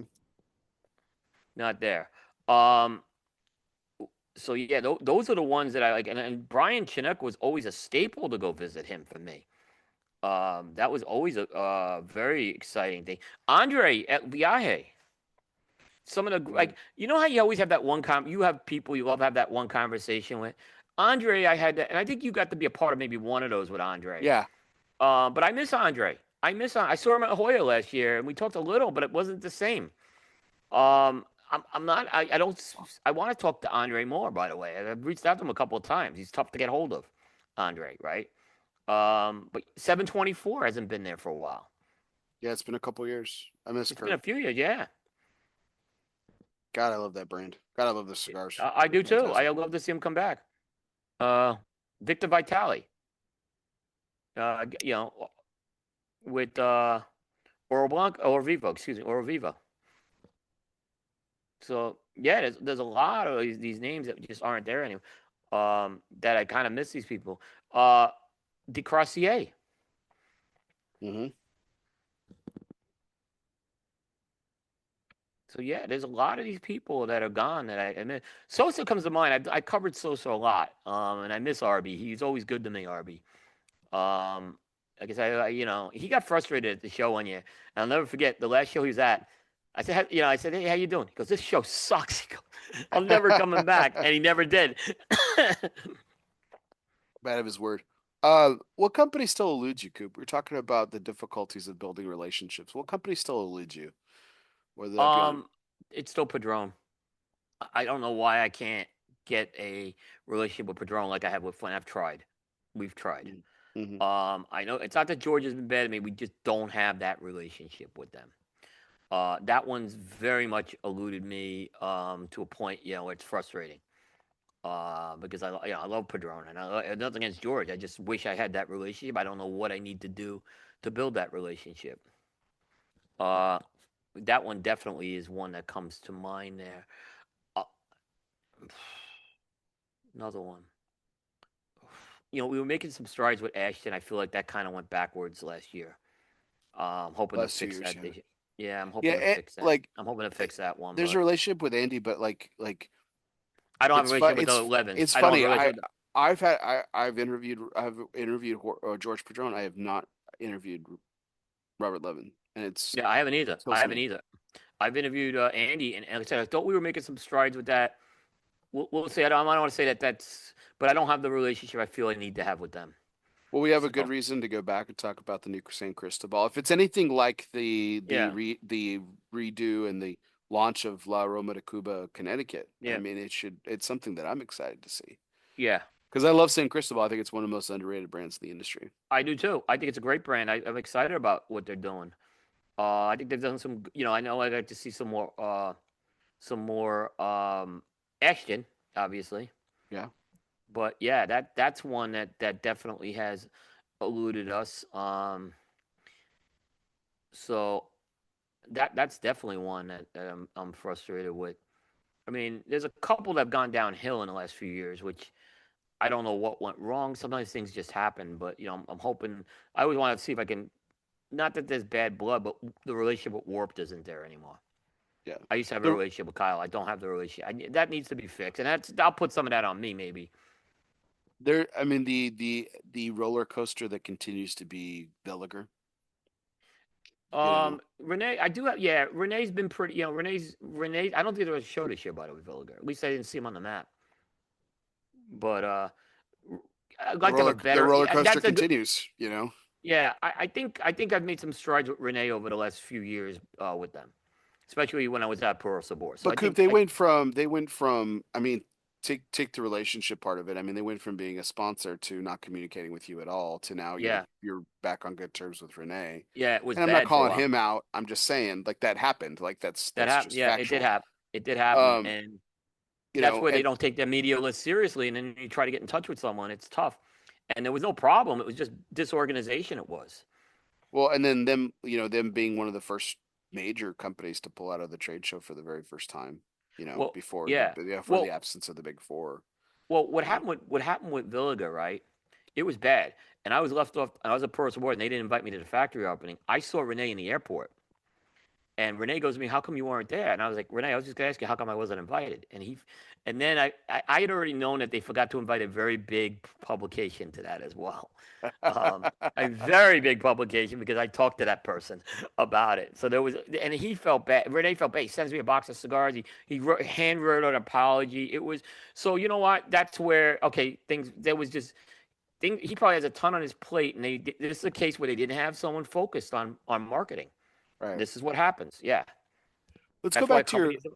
let's go back to your list of missing companies, Coop. What did those missing companies bring that the current show lacks? Like, what did they have that is missing? Chinook Cellars was just a great example, right? They were this wine company that got in the cigar business, right? And I know Jay knows these guys well, and Brian. Brian's had a lot of things have happened to Brian, unfortunately, which is sad. But we always talk about this bridging into other areas and pairings and stuff, right? Chinook Cellars was the best example of that, and it was a brand that was built around that. This was a wine guy who was starting a cigar brand. He went full blown and got serious into it, where he wasn't doing this pairing stuff as a side project, right? You had a company that was just focused on this, right? I Hmm. think I think in a way that's what happened with the Flint Knoll. I think the Flint Knoll. I wish they would have continued that with Macanudo because that was the closest thing we saw to that afterwards. But that was Yeah. just one project. It was a side project for STG. But Chinook Cellars, I think that was a big one. And that's a big miss. I think I miss Brian so much at the trade show for that reason. Yeah, Aaron with Flint Knoll was one of the more interesting like collaboration stories in the last few years. I, I would put I would put him back on a show actually, even though he's not We doing cigars anymore. we talk about like we talk about We should the put him on a trials special edition. Yeah, we should put him on a special edition. for sure. We talk about the trials and tribulations of like the celebrity cigar, Yeah, but you know Aaron, during his partnership and collaboration with yeah, Macanudo, like this was a guy that was incredibly highly engaged in the industry. yeah, Like he would tune into shows. He was in on the industry knowledge. Like you talk yeah, to him about, he's like, hey, what do you? He would yeah. think like, what do you think about this release and stuff like that. Like those are the conversations that Right. you would have with him. And he's like, he would talk about other cigars and stuff like that. So there was a real I hate the word Yeah. that everyone hates to use. There was a real passion there. There was a real Yeah. engagement that you didn't really see from a lot of other folks. But Brian had that. Brian Chinook had that. He Hmm. had that same quality. He was tuned Sure, into the sure. industry. He was fantastic. I'm sorry, my mic just dropped. Fantastic to deal with. He really was. And that's one I think that's sorely missed. I mean, he's sorely missed in my book. Not a big company, but you know what? Always made it impact. It was a booth you always wanted to stop at. Uh, just a great guy and just had great stories. So yeah, that's the one that comes to mind. Like I wish he was back. Maria Martin was such. I don't know if you remember her. She was such a uh, bubbly, vivacious person. I miss her. I don't think I haven't talked to her in years, probably over 10 years. But I love the story how she was trying to bring back her father's cigars and everything. So Um, the first year I was there at the trade show, Berta Bravo from the Guayabara lady, yeah, not cigar related, but I mean, well, cigar related, but not cigars related. She had a booth, and I was, yeah, it was my first year I was in training, right? I had my training wheels on with you, and I that's my biggest regret. Like, I didn't get to meet her because, like, for me, she's like another I, very similar to Maria. She has a very similar personality. Yeah, yeah, exactly. yeah, yeah, yeah. Um, Um, she would be a fascinating interview, I think. And that's probably one of the people that, if I ever get the chance to meet her, that would be awesome. y- I'm yeah, gonna let you answer this question. I need to step away for 2 seconds, Coop. Do yeah. you think their absence, the people that we've been talking about, the absence is felt by consumers, or is it just insiders? I'll let you answer that while I step away for just a second. Okay. I think it's more or less it's insiders more than consumers. The bottom line is that consumers find someone else. There's so many people out there that they can connect with that someone can replace them is what I'm saying. But the industry inside, there's these deeper friendships that happen, and then as a result, we miss them. Where I think the consumer will find someone else to replace them. So I think I would say this is more felt by the industry insiders. Gotcha. Have you ever chosen? Have you ever chosen to not pursue a company? And what were some of the reasons? I know the answer to this question, but what were some of the reasons that you chose not to pursue a company any longer? When I feel that company does not share the values that I have.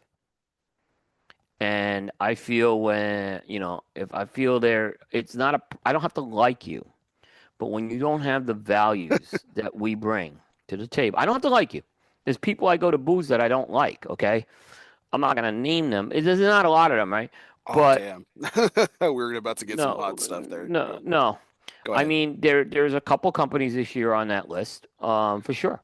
And it's got to be values. And when I feel you're being destructive, to me personally, my family personally, to other people, it's a point where why am I spending time on this?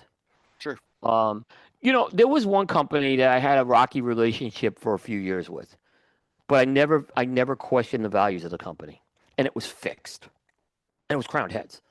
I had a little bit of a rocky moment. I had some rocky moments with them for a while, and that got fixed. So, but I never once questioned the values there.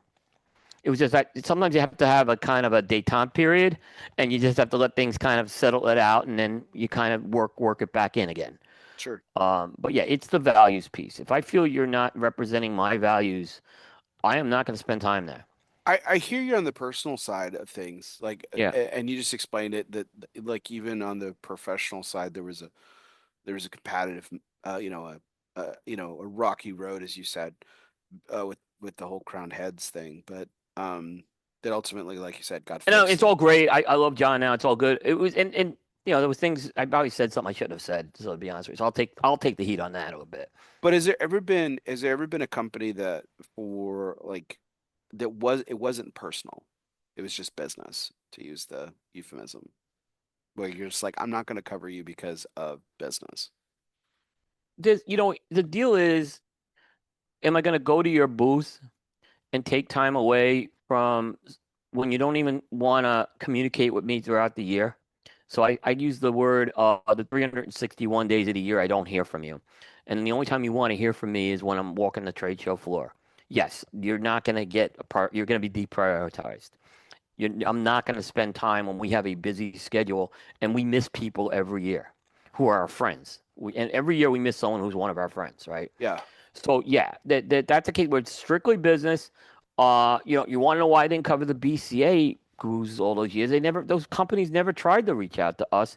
And when we tried to reach out, we heard nothing back, So there's a point where I just have to kind of look at things and say, no, I'm not gonna do that because it's time um, measured. And now there's companies that are choosing to send information to other companies or other outlets, and then we can't even get an email back from them, right?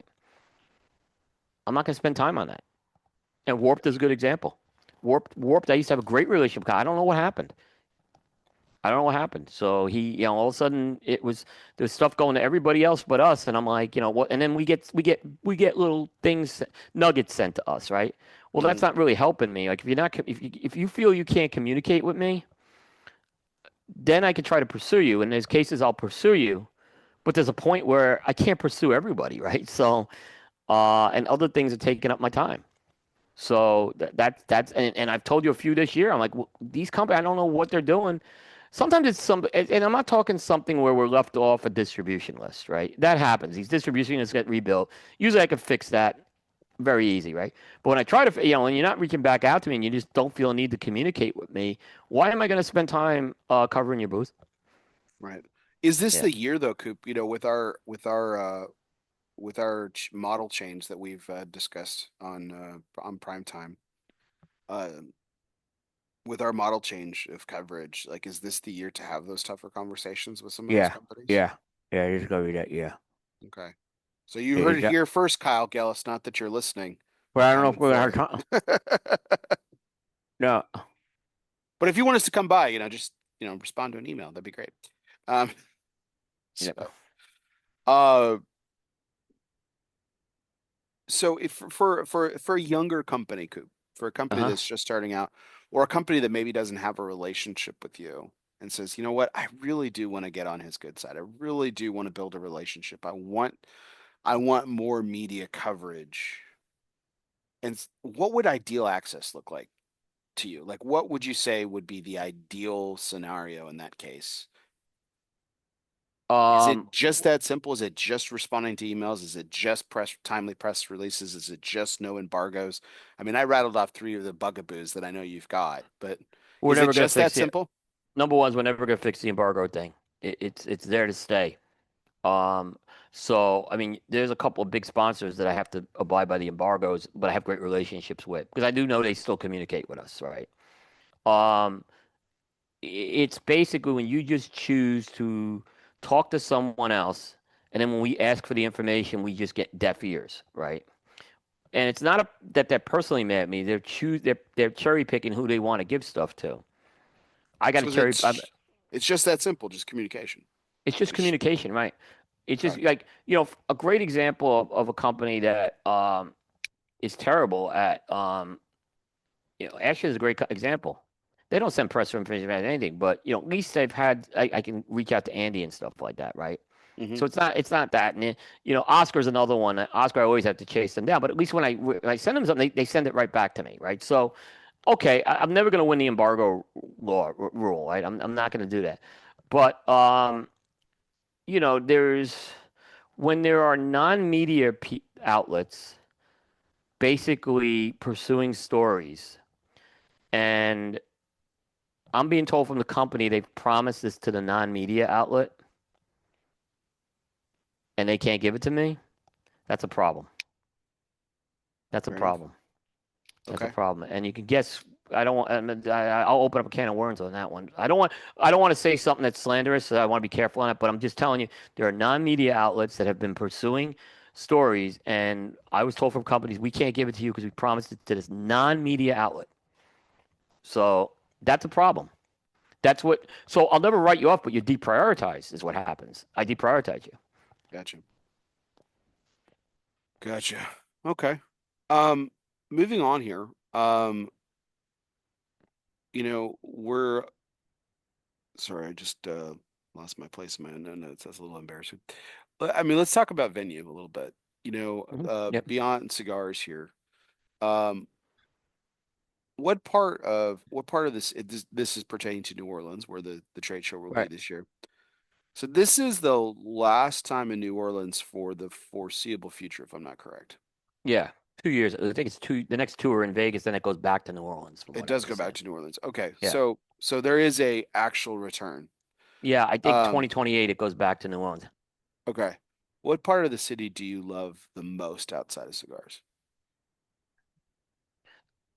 Oh, New Orleans. New Orleans. Last year, 2029 goes back to. Excuse me. When we walked through the French Quarter last year, and we were going through that French Quarter festival. Hmm. I'm seeing the art. I'm seeing the food. I'm hearing the music. I fell in love with the French Quarter like I never did last year. And that was one I enjoyed.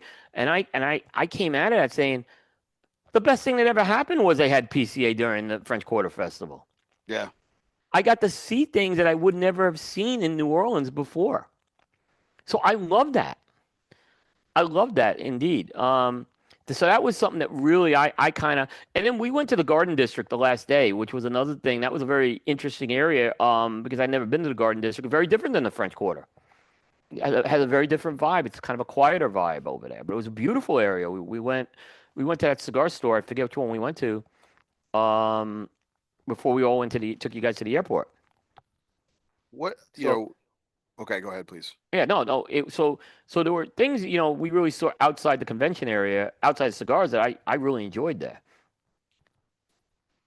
So, do you think the energy of New Orleans impacts how the people actually experience the cigars there? Yeah, yeah.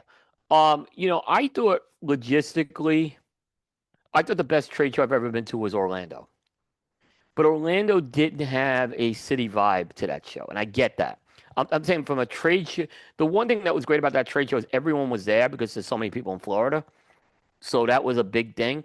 But Orlando did lack did lack a Orlando vibe, so to speak. Everything at night was over at the Corona Cigar parking lot that year, Hmm. so you didn't really get to experience Orlando. And Orlando's kind of a family theme park area too, so it's a little harder to do that in Orlando.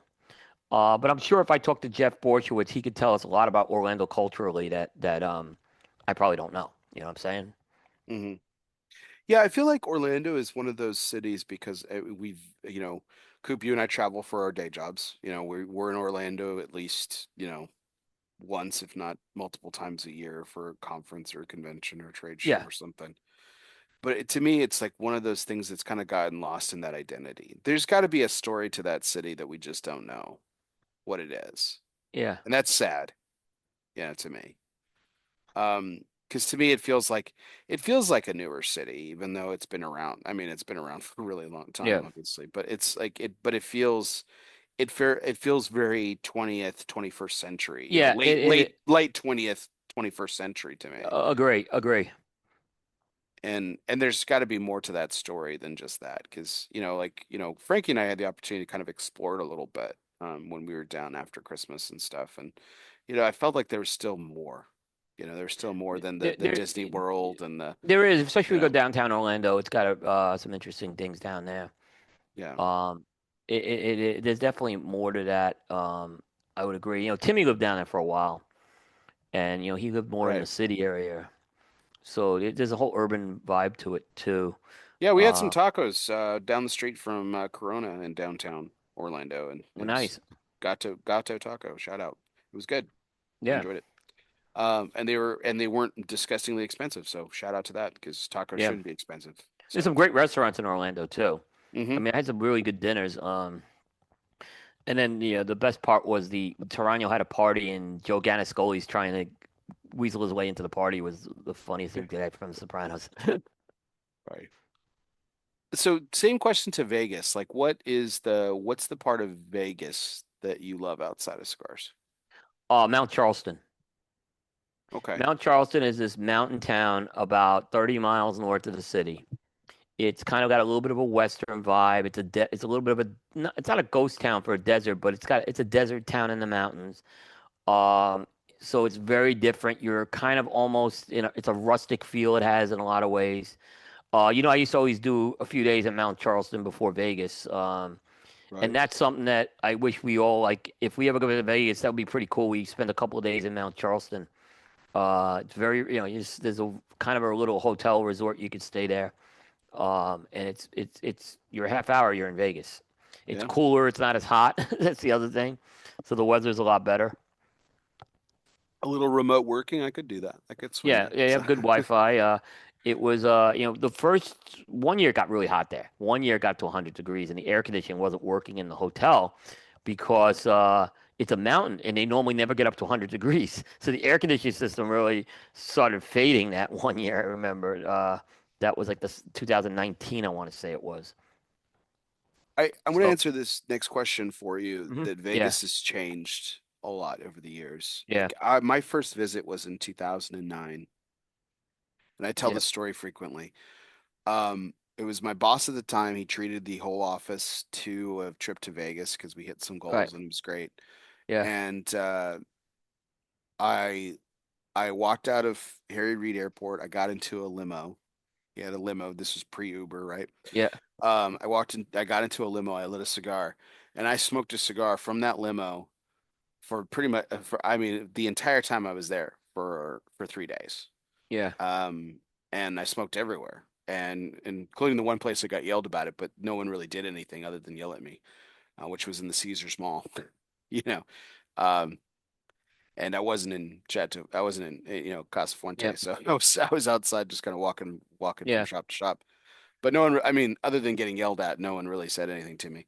They didn't force me to get it out or anything like that. But I was smoking everywhere, and it was like, for me at the time, in 2009, and being the young in the mid 20s that I was, it was cool. I mean, it was such a great feeling. It was like everything I'd ever wanted. I could smoke yeah, anywhere and everywhere, and it was great.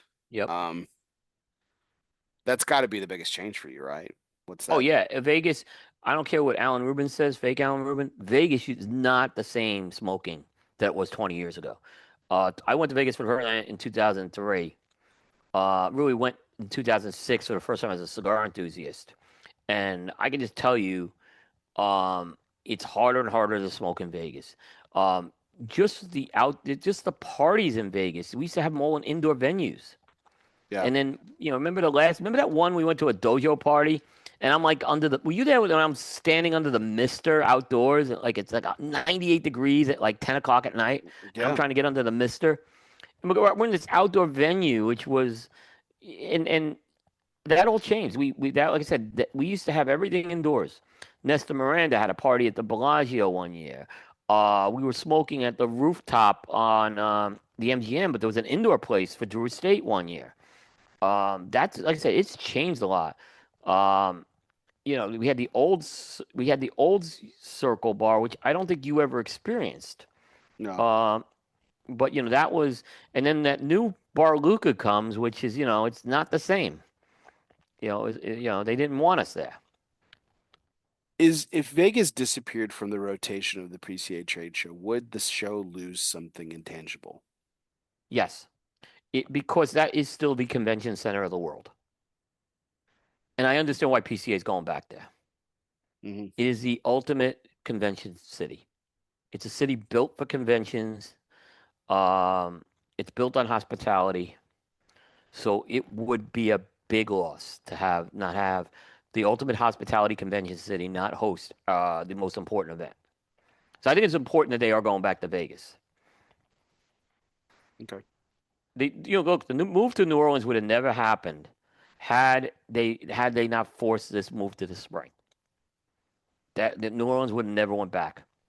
And part of that also there were overtures by the city to get it back, and so I think that helped as well. But I don't think we would. I think we would have kept this in Vegas for indefinitely. Yes. I mean, to me, Atlantic City, while it's not Vegas, Atlantic City to me would be the best place in the East still to have it because it is a convention hospitality, boardwalk area. Yeah. It's still pretty iconic. So let's talk about your coverage of the trade show. Over the years, you've developed, booth coverage and things like that have changed, and they're Yeah. changing again this year. But one of the things that's kind of developed over time is these pre-show predictions that you put out, Hmm. pre-show article I'll Yeah. call it the pre-show article process, for lack of a Right. better term. You know, we do the top 5 cigars that we kind of vote on that we're excited Yep. about the most, or we think will have the Yep. biggest impact. You always pick a company of the show prior to the show and post Yep. show, right? Yep. Um, Talk about how this developed. Like, where did this come from? You know, and how did it eventually become part of the annual tradition that is the Cigar Coop PCA trade show coverage? Really simple. I get asked over and over again, what are you most looking forward to at the show? Mhm. So I said, why not incorporate that into some of the pregame coverage? So I believe I started in 2013 was when I finally did it. And the idea is what I looked at. The way I started it was, okay, what's going to be the hottest cigar, the best-selling cigar? Not necessarily what I want to smoke, right? Hmm. And try to predict if I can nail that. And I still kind of do my list like that. I think I've kind of loosened it a bit for the team to say, do what you want to do with it, right? But because I see some answers like sometimes you guys you pick these boutiques as the hottest one. Sometimes like no, that's not going to be the best selling one, right? But it's going to be an interesting one. So I don't want to step on anyone with that. We're But I nerds, man. usually right, right. But I've seen a couple of like really like small like one run releases, which I try to look at something that okay, it's coming at the trade show, and I think it's going to have legs for the next 5 to 10 years, is what I want to look at. So that's kind of how I've approached it. Because like I said, I could come up with something that I want to smoke and excited to smoke, but it may be a niche thing. So that's kind of how that evolved. The company thing was the same thing. I said, all right, what's a company that's like I get asked the same question. What company do you think's gonna have a big show? That kind of evolved from the Dave Burke Now or Never when he was with Cigar Jukebox. So this year there may be two companies, by the way. There's literally in the scoring system, these two companies are tie. So unless someone comes and beats them, there are probably two companies this year. I noticed you didn't ask that question this year in the pre-show. The pre-show. Well, I usually just have done that one. But I'm gonna give you guys if you guys want to do one, you can do it. Yeah. No, but you've I- asked us that. I've been on podcasts we for the do it. last few No, years, Coop, with the now or never we did. has We been missed an hour never. We missed an hour never this year. Yes, we missed an hour never. That was me missed that. so. So I think we're gonna do something on one of those recap shows with it. Mhm. So based on okay, you saw at the trade show. Are they now or never now? Yeah, I missed that one. Yeah. That was So, missed. um, what's the best reaction you've ever received from one of these pre-show productions? The best reaction. Yeah, that's The just that's just classic in your mind. Like, man, I can't remember. I wrote this article and like so and so like came up and just couldn't believe it, or this, or positive or negative, right? Just like the uh, best reaction that you got out of. Drew State company of the show where Okay. Glenn Wolfson, Sam Morales came to me. He says Glenn Wolfson wants to talk to you. That was at that party. I don't know if you remember that party we Oh went to. yeah, yeah. Glenn Wolfson wanted to talk to me. He was very impressed with that, and he had a lot of good. That was without a doubt the best. That got published on Drew Estate's media channels and stuff. It was the best reaction I got with that one. Um, when Sam Rouse was regaling me on the wonderful nature of his company, Cheddar. Oh my goodness, yeah, I remember that. And then Aaron getting into it about flavor doesn't matter with another media person. That was a lively event. But yeah, that was definitely the best reaction I got to that one. I think the second one, United, when I gave them when I gave them it, I think we got a really good reaction from them. I even heard Garofalo mentioned it on Cigar Authority. So I'd say that Oh, was the other one. That was a big reaction. media recognizing media there. That's nice. Yeah, that was, but Uh, he's obviously he distributes selected tobacco. Well, right. No, no, he no, of owns course. United. He owns United, and United it was United that year, which they had an incredible year. That was 21, I think. So, this one I've been waiting to ask. hmm What's a prediction you got completely wrong? Well, let me say something first. By the way, you know what the three cigars were, right? Three cigars The of what? Mundial, the Oh, ties the bind. Yeah, Mundial, Mundial, Umbagog, the and Legacy. the Legacy Slung. Yeah, which I They were all picked as cigars of the show. Yeah, well, they were all pre number ones. Gotcha. And the Perdomo is the only cigar to win the pre, the post, and cigar of the year. They're the same year. Yeah, it's quite the Yeah, distinction for yeah, sure. oh, yeah. But there is one I got really wrong, and you guys challenged me on it, and I stood my ground. It was Cuba Aliados in 2022. Yeah. Without a doubt, I got that one wrong. That was a bomb. That was an absolute implosion. And I have reasons to. I think there's still too much Milano in Serie V, which is what happened there. But that one without a doubt was the bust of bust. Yeah. Yeah, Coop, we were asked you about that, but that was well That deserved. was that was, but yeah, but even coming out of the trade show, I think some of you guys were optimistic about this. Like this is really cool what they're doing, and it just bombed. I mean, and then 2 years later, they're in the corner of a trade show. You couldn't even find the booth, right? Yeah. Yeah, that one was a complete miss. Yeah, and That one, they're non-existent now. I mean, it's got the story just like went and vanished. it's a shame. That should It's, have that should have been Oliva 2.0 this year. I mean, that should have been Oliva's story for the next 10 years. I don't know what went wrong with that. And now I think part of it was the cigars weren't what they were supposed to be either. They didn't really deliver. yeah. But the brands was they still got these brands. Why wouldn't you just try to really Cuban is an iconic brand. There's a great Yeah. history with that brand. I remember we were talking to Oliva at that thing, and because we do cover Oliva, by the way. I want to mention We that. cover Oliva, of course. We Yeah. cover Oliva, yeah. So that one is definitely without a doubt. That was the biggest one. I think the other one that I picked, and I thought it would. I mean, I think it's fair. I don't think it was as big a bust, but Baca. I had Baca number one year, Roma Craft. Hmm. Um, I don't think that ever took the legs that everyone thought it was going to take. Well, I think it was. Um, I was always a big fan of that cigar. Oh, no, the cigar was excellent. That's not the cigar, Yeah, but it didn't carry the legs for the next 5 to 10 years that I thought it would carry. I That was think that was I think it was the first time at least in my memory, with Roma Craft specifically, that they had a release, which they haven't had a lot, but they had a release at the show that like they had yeah. just really limited quantities, and it was also and this could be misremembering too, but I remember like we got to smoke all these sizes, and then when Baca finally came to the market, we found out it was only going to be one size, and then they were going to bring other sizes to the market, and I think that had a lot to do with supply and stuff. And there's a whole host of reasons, but It was an excellent. Like I said, the cigar was excellent. I mean, yeah, the there's cigar nothing. came out really good. Yeah, But there's yeah, nothing. Yeah, I and think then it there's just I think it just probably wasn't executed to the extent that we had seen from yeah, Skip and Mike before. It was just different, yeah. that It kind of was thing. different. I don't at all say they did anything wrong. It's just sometimes that happens. Yeah, yeah. With that, and then to round out the podium.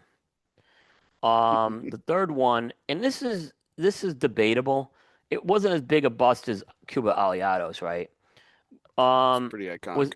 was was Stillwell Star, and all I gotta say is they've discontinued most of the Stillwell Stars, and Steve's trying to He's, give it a second life, yeah, he's gonna but revamp it. Yeah. but it didn't have. I never.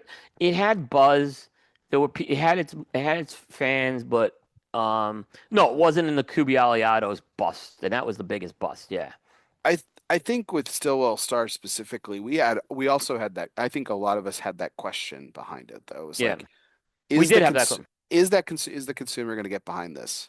Is it distinct enough? Is it different enough? Is it It, going to it was penetrate the too. market?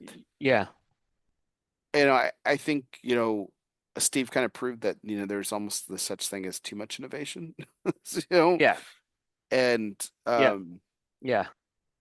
I mean the holiday seemed to do really well. But it was limited. It was kind of well, I don't want to say it was limited. Then it became the Aromatic 22, and now I don't think that's around anymore. Yeah. I thought that Connecticut holiday was the best one he did.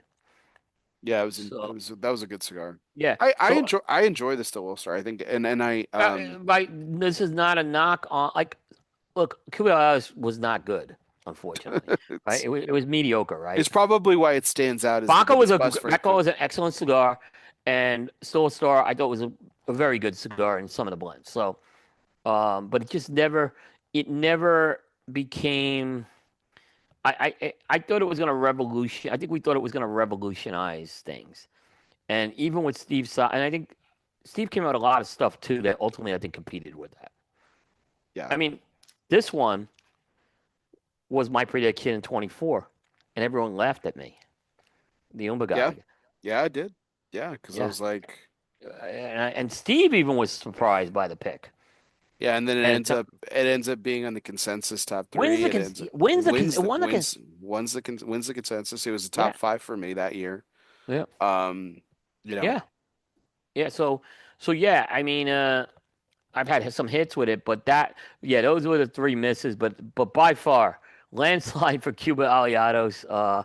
I don't know what Again, if I had to do it again, knowing what I know now, I still would have probably did it. I just had no idea.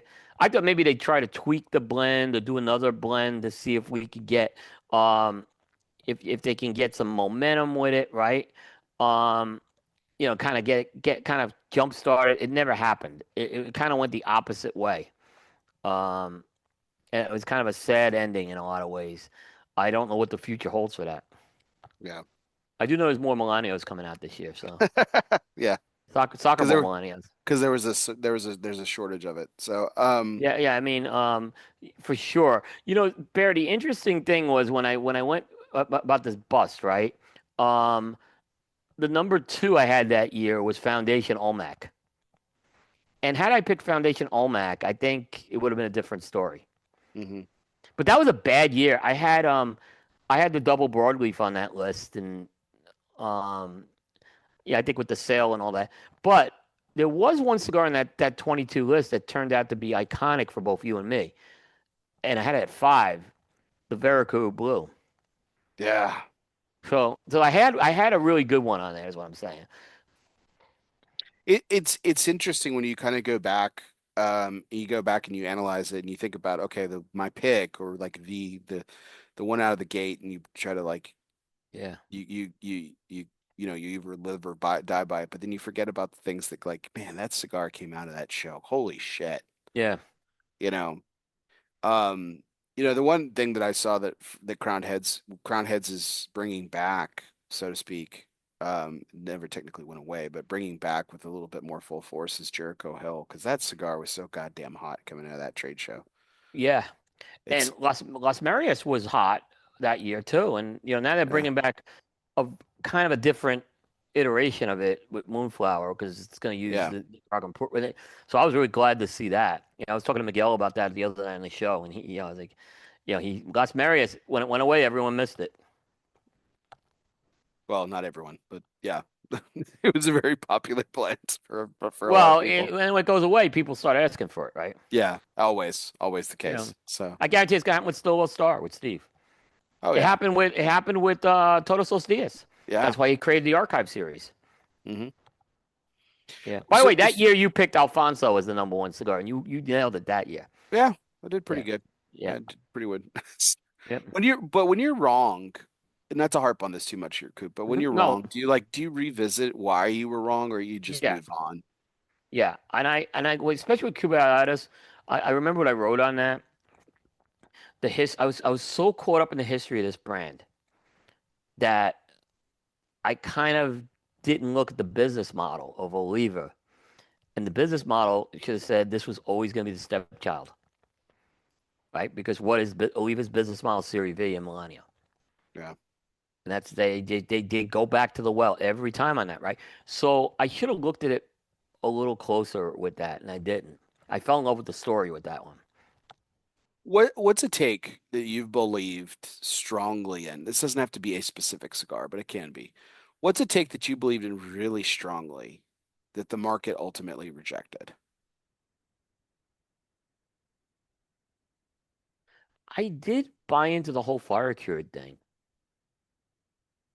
I did. Interesting. I was, remember when Lucia Black comes out, Mm-hmm. right? George Rico comes out with the American Puro. It's still Burrow. one of his best cigars he ever did. The whole Kentucky Fire Cured. I thought that this was gonna be the next thing, Mm-hmm. and it didn't happen. It It kind of didn't happen. revitalized Toscano though in a lot of ways, didn't it? Toscano is such a different animal, but this was because those cigars are completely different in most cases, right? I think their story is a little different, but this was the idea of taking a premium like made cigar, more a traditional cigar. I Mm-hmm. don't want to say because Toscano is premium, a traditional cigar, and we're going to now use different, curing techniques. Do you remember Hammer and Sickle, the Calianox? Yeah, They used the peat fired tobacco that that's they worked right. on with Zengi, and they worked on that with Zengi, by the way. Mm-hmm. Um, and I thought that would also be like the next dovetail with that, right? It didn't happen. Um, it didn't happen. And those Calianax were actually pretty good cigars. I'll say that they had some good cigars. I liked some of them. There's But two I thought guys I miss. I There's thought, two yeah, guys I miss. I do too. Yeah, I do too. I do too. So yeah, Yeah. I think it was that. I really kind of got all caught up in that a few years ago, and I thought like Drew Estate would be the absolute flag bearer for this. Like once Drew Estate got involved with this was going to change. Like this, they were going to change and revitalize everything, and it didn't happen. Um, Florida Sungrown at least was another one that was, but I never thought that was going to take over. Like, because again, Jeff has a small farm, right? So Florida Sungrown, it doesn't have the capacity to do that. But I think Florida Sungrown has been a little more successful. Mm-hmm. Okay. I remember We're when gonna I remember when go ahead. Johnson was coming out with when the Fire Cure came out, he was starting to talk about Florida tobacco ones with me, and that was gonna be the next pillar. And they did that with FSG for a while Mm-hmm. and 20 Acre Farm. But again, the capacity doesn't let that take. Fire Cure's a different story. That could take over. It's true. So we're gonna put a pin in takes because we're gonna come back to that, Hmm. and we're gonna take a break with our Artista segment of this or that. Oh, okay. And so this next segment is brought to you by Artista Cigars. Um, Artista Cigars. Sorry, goodness gracious. Uh, this next segment is brought to you by them, which is truly the last hidden gem of the Dominican Republic. With nearly 70 years of rolling cigars experience, the family behind Artista believes in honoring their long-held traditions of handmade artistry. Artista's blends include factory-exclusive tobaccos and front marks for every budget. In fact, Artista Cigars has one of the most varied portfolios on the market today. There's something for everyone at Artista.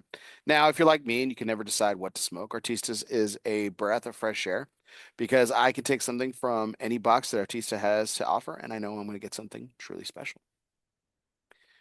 So, Coop, with this being Easter, that I know we're going to veer left here a little bit, but this Yep. being Easter, and one of the things and Coop, I've mentioned this kind of in passing and stuff, but one of the things that I really admire about you, just as a person, is your devout Catholicism. Right. You have a tremendous foundation in your faith, and it's something that I've always admired about you. And I've um as we've gotten closer over the years and stuff, I've realized just how deep that really goes. You're really supplanted, obviously, in Right. your faith and everything. So I thought, we'd kind of curb this not just to Easter, but also specifically, I tried to keep it as Catholic themed as possible. Right. So let's go with are if you had to this or that, right? So this or that. So are we going with Lent discipline or Easter Sunday indulgence? I like Lent discipline. I like it. Um, because you can indulge anytime. But Lent kind of is the 1 year where you can kind of really focus on that. Okay. Yeah. Um, Now this is a cross between two major holidays in the Catholic calendar. What do you like more, midnight mass for Christmas or Easter Sunday morning mass? Midnight Mass. Midnight Mass had a magic in New York. Yeah, I was gonna Uh, say, right? That must have been just Easter Vigil's a very long mass, is the problem. It's several hours. So it's tough to do that. When we had kids, you couldn't do that anymore. So, but midnight mass is magical. There's something magical about it, especially when there's snow on the ground and stuff, and going to that. So midnight mass for sure. How long have you been doing the no meat on Fridays thing? I mean, has that been for It's as long as you can remember? 1987. 1987. Okay, so you That's actually when know what you're I supposed that's to when I was started the conversion process. Yeah. do. Okay, So so I have stuck with it as much as I could. If I deviated, yeah, but not on. There was only the only time that John Carney put the meat in front of me. basically stuck the fork in your mouth. Yeah. Um, so feast on Sunday or fish on Friday? Oh, fish on Friday. Fish on Fridays. I love a fish fry. We still eat a lot of fish on Fridays throughout the year at home. Mm, it's I kind of love it. become Yeah, I think it's great. Yeah. an easy tradition that you know, doesn't always have to be Yeah. cemented during a Yeah. certain period of time. Interesting. Yep. Yep. What fish was something that you discovered over the years that you were just like you fell in love with specifically? Scungili.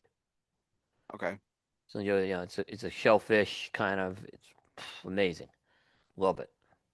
Whether it's in ceviche, whether it's in a salad, whether it's just in a gravy, which is a Christmas Eve tradition. It's scungili.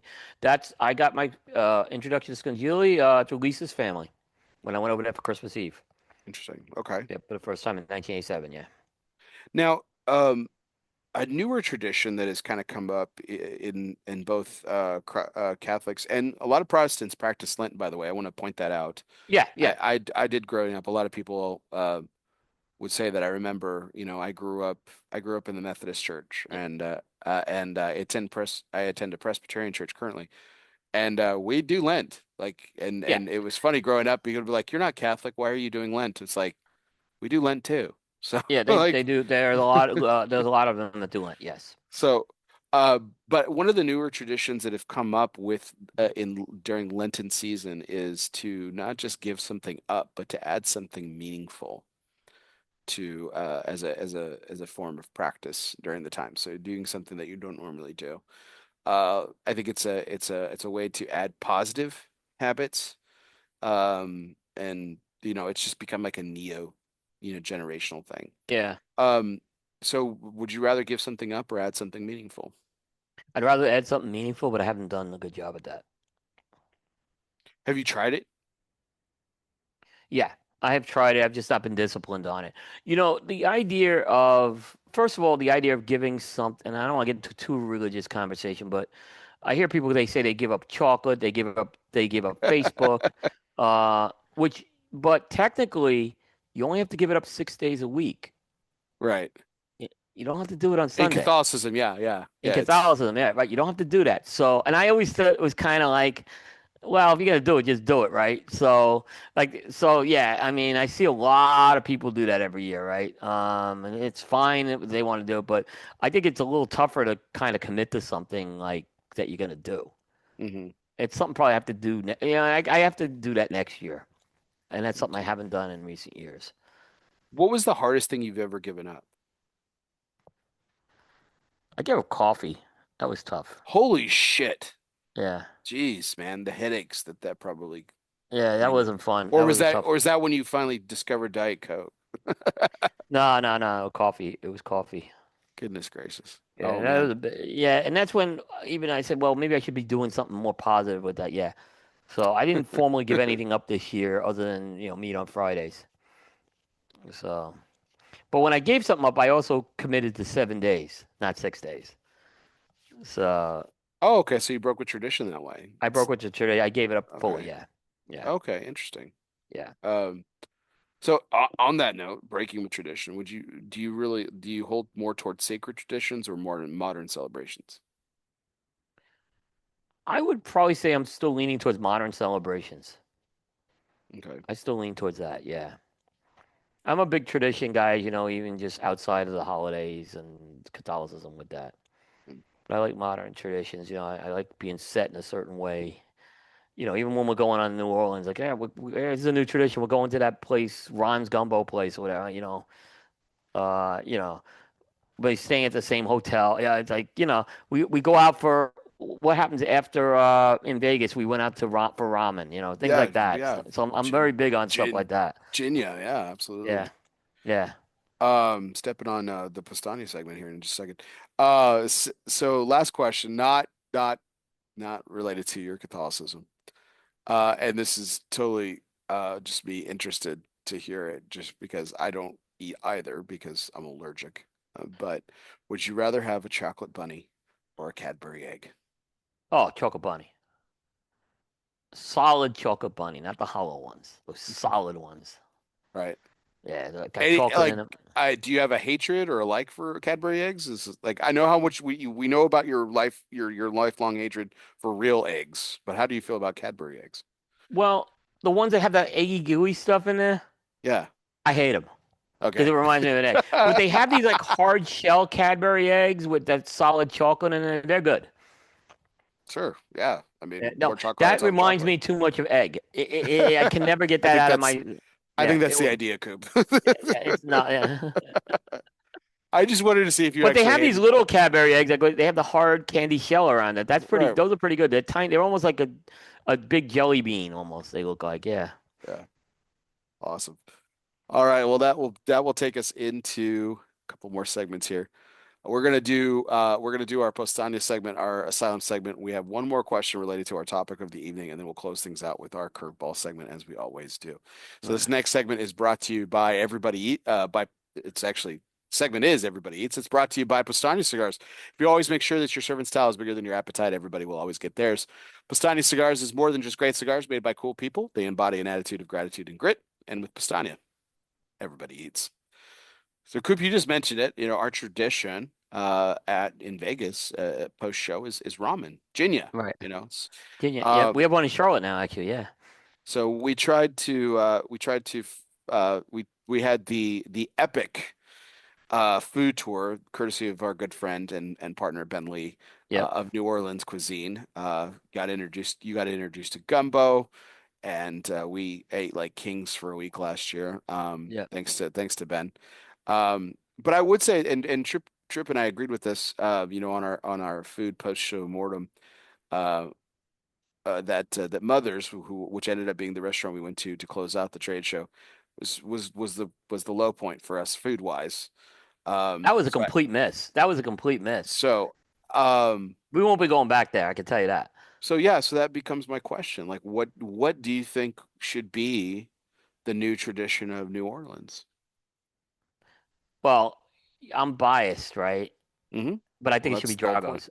I think it should be Drago's. Dragos is where we should end up. Okay, interesting. We should end up at Drago's, but I think we're going to end up going there beforehand, right?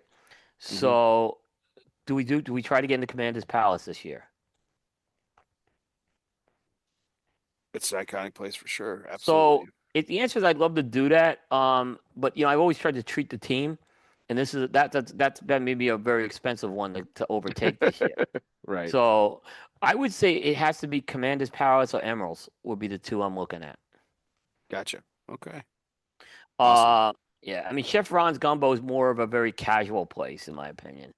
Yeah. And that was kind of just like this random gem that we ran into, which was pretty cool. It was Yeah, really good. yeah, yeah. That was Chef Ron's Gumbo was some of the best gumbo I had in New Orleans. I So I we had will be never going had. there. Yeah, Yeah. Go ahead, please finish up. we will be going there this year. Good, because that place, it was interesting. I had this in, I think it was in the same day too, and I had it back to back. Because we ate at Ron's Gumbo and then we ate later at Coop's place. Yeah, Um, that was a great place. But again, I think that's a little crowded and congested to yeah, get there. I kind of want to have something a little more off the beaten path. but by far the two best fried chickens that I've ever had in my entire fucking I know life. that I know what you're gonna say. Yeah, Coops and what do you And call it, Ron and Yardbird. Ron, well, no, Ron's Gumbo. No, Oh, right, I you had love it at I your love Yardbird fried chicken. I yeah, think that the fried chicken at Ron's Gumbo and Coop's place are the best fried chicken I've ever eaten in my life. yeah. That It's that insane. that It's insane. it is insane. Yeah. It's insane. And like I said, you forget there's more than just gumbo they had there. I think I got two gumbos there the last time I was there. And then we got some of the appetizers, the fried green tomatoes. Hmm. Oh, I went and got jambalaya and the gumbo. I got because I got the small gumbo or the mumbo gumbo I had. Right. Yeah. That was So that was good. yeah. So All right. Well, that was our Everybody Eats segment brought to you by Posani Cigars. Let's move on to our Asylum segment. Refuge is more than just a physical place, it can be a state of mind. Some of life's greatest reflection can be found in our own personal asylum. Moments like these were made for Asylum Cigars. Light up an asylum and choose your refuge. So, Coop, what is going back to the trade show?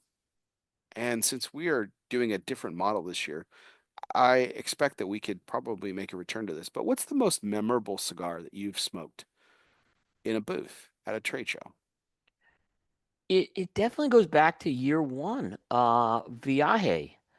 Uh, I went to the booth and I smoked this Satori with Andre. Not only was it the cigar of the show for me, and it finishes the number three cigar of the year for me that year.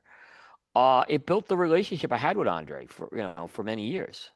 I said we've kind of gotten a little further apart, but I don't think it's just things have happened. It's not anything. He's always been a tough guy to get hold, but that was the moment for me. That was a very special cigar. I still think it's the best cigar he's ever done. Um, it probably won't be topped, and that was an amazing experience where I'm sitting down with Andre. And just like he's trying to get to know me and everything, and it was just I spent time with him at that booth. Uh, so yeah, it's definitely Viaje the Satori. Um, we it's very rare that especially with the model that we've had the last few That's what years, I the was gonna say. cigars It's coach. tougher with the mono. I was a retailer that year. I was a retailer that year too, so it was a little Mm. easier to do that. With the model that we've had for the last few years, I've had just very, unfortunately, I've had very few moments where you just kind of get blown away by a cigar. Yep. Um, I do go back to my favorite, my our infamous run-in with Fabian Ziegler when he was at Drew Estate at the time with the Oh, Acid that was 20. that was epic. Yes, yes, that's a Yeah. big one. Where he took your Dogma, man, my the fucking dogma. underground dogma in my Yeah, mouth and threw it into an yeah, ashtray. yeah, yeah, Uh, couldn't believe that. I was like, I yeah. fucking love that cigar, man. What the Right, hell? right. Um, and lit up an acid 20, and I no regrets, man, because that acid 20 is it's a very good cigar. Yeah. It's a very very good cigar, and really blew me away. Considering I know I'm not normally one that gravitates towards a lot of infused cigars, so that was very very very good. Um, but I go back to the Maria Lucia for the first time, smoking that That was with you. that was a big one. Yeah. And the first sober Mesa Brulee, Steve in that interview. Um, I really like I really like that conversation we have with Steve at the last day of the show because whatever cigar that I'm smoking, Yeah. I actually get to enjoy the Yeah, cigar. and And we have our same appointment yeah, slot with him as we always do. We fantastic. That's tradition again, but it also is practical, is what I'll just say.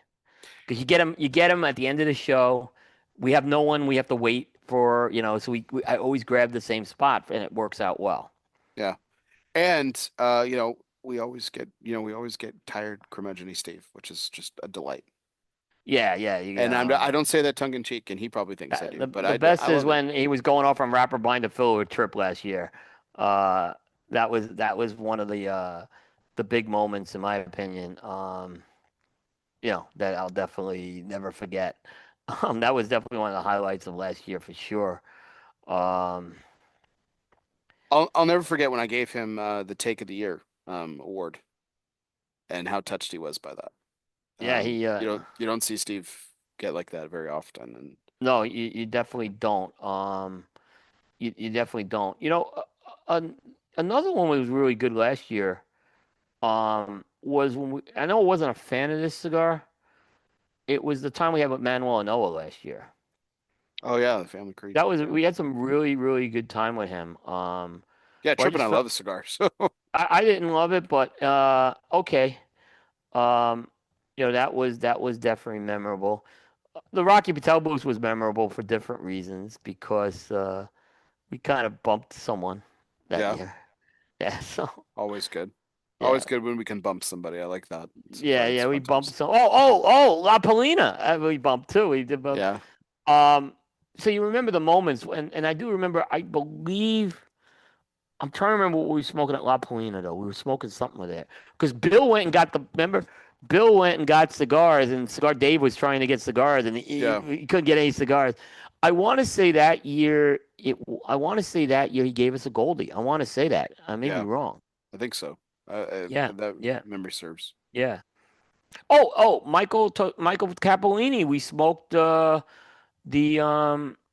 what was that cigar we smoked with him? It was amazing, Wasn't and I the should. master class? It was It the wasn't a massacre. Steel Nova. Yes, yes, that's what it Yeah. was. Yeah, I know, Uh, and that was amazing. That was yeah. I think that's when Nick Perdomo came over that time. mm-hmm. Mm-hmm. Yeah. It was great. Yep. Fantastic. Yeah. Well, that was our asylum moment. So, Coop, to go back to this, so to go back to takes, so Yep. more on this later. So stay to come. Sorry, Coop, this isn't your show. This is mine, so I get to tease something. You'll be hearing a lot of hot takes during this year's trade show. That's all I'll say about that for now. Um, but I wanted to give you the I don't even opportunity. know what he's talking about. So maybe I'm I wanted forgetting. to, I wanted to give you the opportunity to deliver your hottest take about the PCA trade show in general. So after 15 years of coverage, what is your hot take about the PCA trade show?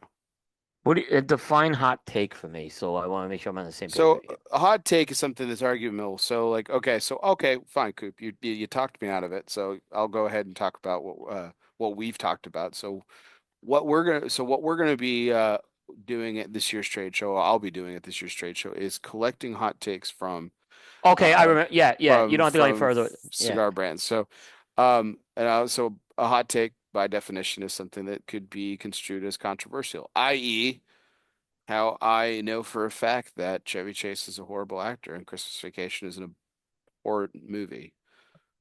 The world disagrees with me. Right. So that is a hot take. So yeah, I know that. But what I'm saying is this something I'm asking someone, Up to your interpretation, Coop. or is it something that I think I'm just pissed about? That's kind of where I'm kind of going with this. It could be This either is or. Go with pissed. Do we like pissed off Coop? Pissed off Coop's fun. So so that there's things I'm unhappy with covering the trade show right now. And I'm going through a big crossroads right now. I'm very frustrated in general, and we've touched on this, right? Just like media's been tough on this, right? But I think the hot take I want to know is, do people think the food reviews are a positive or a negative for Cigar Coop? okay. It's a simple thing as that, right? Because all I got to say is, but the thing is, I don't really care because it I know what the numbers are translating to, and it's grown every component of Cigar Coop except press releases, right? So, um, I'm kind of curious how much of a feedback I get, and I'm expecting a positive feedback from people. I think I told you, we talked about it on the panel show. So Hmm. that's the one I want to think of. Do cigar, and I know there's one person out there who thinks they're bad, but that's okay. There's always going to be a few people think of it. But I'm Sure. just kind of curious: is this because I think this is the direction we need to go in? Okay, we cannot survive anymore talking about wrapper binder filler. We cannot, There needs to be and an evolution. there needs to be an evolution. And the hot take is if everyone's going to be talking about wrapper binder filler in their post reports, we're going to do like a bunch of I always cover the products pre and post show, right? That won't change, right? But how much do I need to rehash this in a booth report, right? Well, where there's things that we could talk about with the trade show now that we can incorporate some of the things we're doing with Coalition Eats Hmm. and make it better. So, because I think, like I said, ultimately, we are not going to survive doing wrapper binder filler. We're in this choice five mode I keep talking about, where there's too many. We're never going to fix choice five because today there's more channels that people can get their messaging out, whether it's to the retailers, whether it's to the PCA, whether it's the embargoes we have to deal with CA, whether Half Wheel being very aggressive and good at what they do. So we're never going to change that, but so we have to come up with our own way to do things.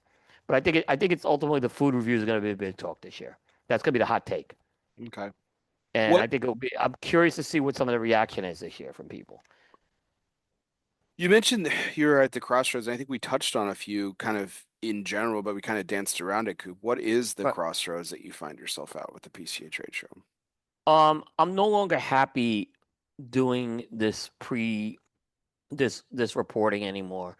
On again, I go back to rapper bind and fill. But if there's not a really good story to write about it, it's not really fun to write about this stuff anymore.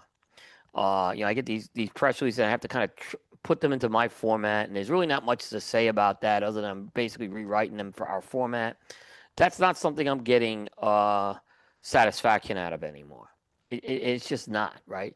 Hmm. Where if I can write a really good story on something, that's something I'm more interested in doing. Or if there's just something that there's a topic I could write about, uh, where it's more journalistic integrity, not rehashing press releases anymore. It's just not.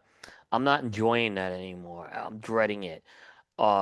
It's horrible. I dread it. I'm spending hours doing it, and I don't feel like we get promoted enough. We do this, and we have to beg companies to share our stuff. I mean, it's just it's. I'm not getting the satisfaction out of it anymore. So what that is a good question, right? I felt like I get that opportunity at Pro Cigar to do this a lot more, where we're combining Dominican culture with the factory tour, and I can kind of weave a story with that, which is really, really fun to do. Um, the accessories are a different story. The accessories have reinvigorated me. Okay. There's a lot of good stuff with accessories, and when we go to DuPont or quality importers, and I know we want to try to go to a few more this year, that's reinvigorating me a little more. Where I feel like it's a space a lot of people aren't tapping into, and I think we could do a really, really good job. Last year I felt, you ask what I like to write about. Last year I thought writing about what Fuente did at the trade show was not just coming out with a slew of new products, which you didn't have any information of, but what did they do? They partnered with DuPont. They partnered with Drew Estate. They partnered with Manny Ariotti, Brizard. I mean, there were all these kind of things, and Carlito was everywhere at the trade show. Hmm. And he was a part of all those things, and that's something that was a lot more interesting than All right, Steve, tell us about the wrapper binder fill. That just when we do the interview with Pete, right? There's that's again, it's more about the piece with Pete. And so I'm saying is I'm at this crossroads right now where I want to get to more journalistic content and less about being a PR machine for rehashing press releases.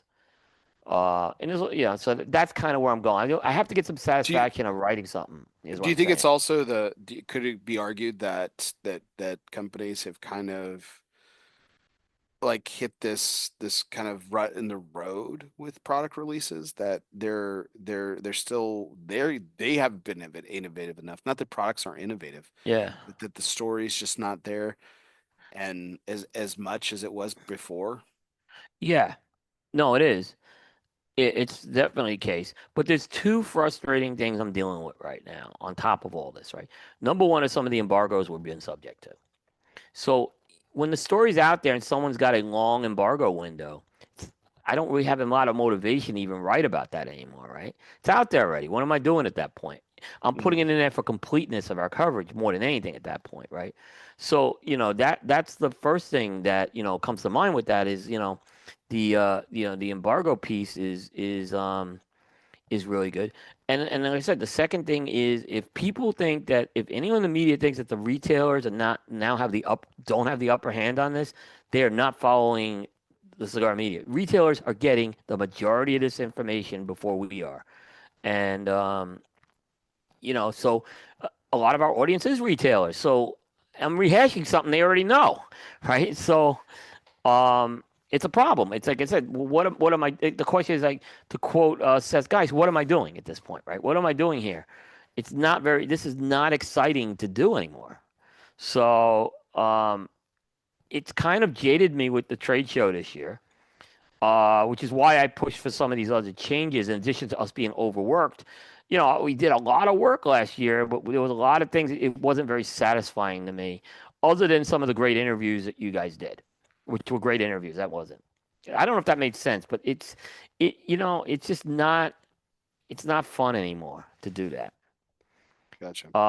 We can't abandon it because we built so much of a platform on doing news. I can't abandon it, but I could be a little smarter how I do it, if that makes sense. Is there But I any, can't say it's satisfying. yeah, is there anything that the industry could do that that could potentially reinvigorate? Stop embargoes, stop embargoes, and and when make sure you're more thorough about interacting with your media partners because we can't. I don't have the bandwidth to chase everyone down. Like I hear this is the excuse I get, Bear. Oh, you should chase them down. The problem is, Bear, there are companies I can't spend the time to chase down. And Mhm. ultimately, there's some of the smaller companies, and it's going to get missed. So if they can't, if and if as long as this is where I think PCA should really be working with the manufacturers to say, start working with your media partners on this. I mean, that's something that they should be doing. And there's a lot of us out there that could do that, but I don't have the bandwidth to chase down certain companies anymore. Right. I see Juan do all these great boutiques, right? I guarantee he's putting a lot of work to chase that shit down, right? Is what I'm just saying. I Sure. can't do that. I just can't. We don't have the capacity to do that. So I'd hate this. I hate missing some of that stuff. But what I'm going to chase down is I'm going to chase down Padron, Fuente, Rocky Patel because they pay the bills. So and ultimately the small con aren't going to give me the same amount of traffic, and it's a shame. But if I get a little more, if there was a little more of a system set up where the stuff would be, where they works, you work with the companies to send stuff out to your media partners, we could probably do a better job with that. And the embargoes just have to stop. This is 2026 now we're in. I mean, Bear, you said this so well. We're in a 24/7 world right now. What are Mhm. we doing here with embargoes? I get it if you want to give it to a few hours early to someone, right? But I've had this conversation with Charlie. Our policy is if we get something, we ask for an hour. That's it. We never try to, but it's up to the company what they want to do for their messaging. I'm not going to tell a company, just how long they want to put the embargo. And I've been, by the way, I've been privy to getting stuff before other companies, before other media outlets too. So I'm on the Yeah. other end of that. But I'll never ever say to like after an hour, give it to them. We're in 2026, 24/7 world we're in. Yeah, But I think that I think I can think of one company that we have exclusive rights on, and I think we get a very healthy window. It's like we 18, get we it's like 18 hours, but you've never Yeah, yeah, asked for it. and they've been great about that. And they've been great about that. And I asked for that, and we got it right. Um, so Well, we that and asked then for it. some because you asked for an hour and they gave us 18, which was great.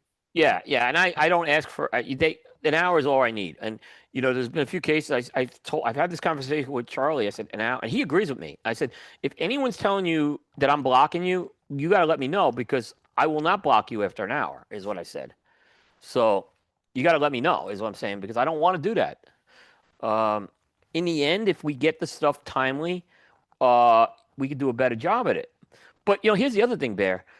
We get these mass press releases like now, and I don't see fighting the arms race to publish first is not a productive thing, is what I'm discovering either.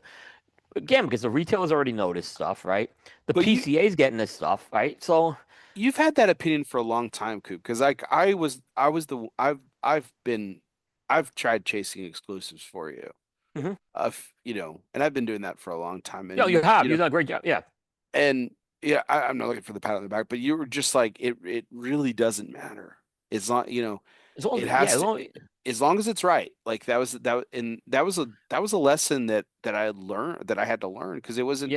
it was like, cool, I have this story, and it's like, okay, that's an incomplete story. Great job, Bear. Like, good job, but that's incomplete. And so, like, you have to go back, and by then you Yeah. pretend to, and it's just a lot of work. To your Well, point, this it's a lot this of, year I had to change things. I had to go with incomplete. So I hate doing that, right? But we were going to get destroyed because I know there were some releases that were going to go and get embargoed on us. So what do? Do I sit back if I have? So you put that caveat. This is a developing story, right. and I can tell you there were 3 releases last week that we jumped the gun on. I had the information because Mhm. I had it from retailers, and I jumped it. I said, you know what, I'm going to do it. I can't use the picture, quote unquote. This is a developing story. I can tell you what Placencia. on Friday, they sent out a sponsored email on their release for that World Cup cigar. I went with it. I went with it, and they sent the press release out over the weekend, which surprised me, because otherwise I was going to be subject. I know what was going to happen.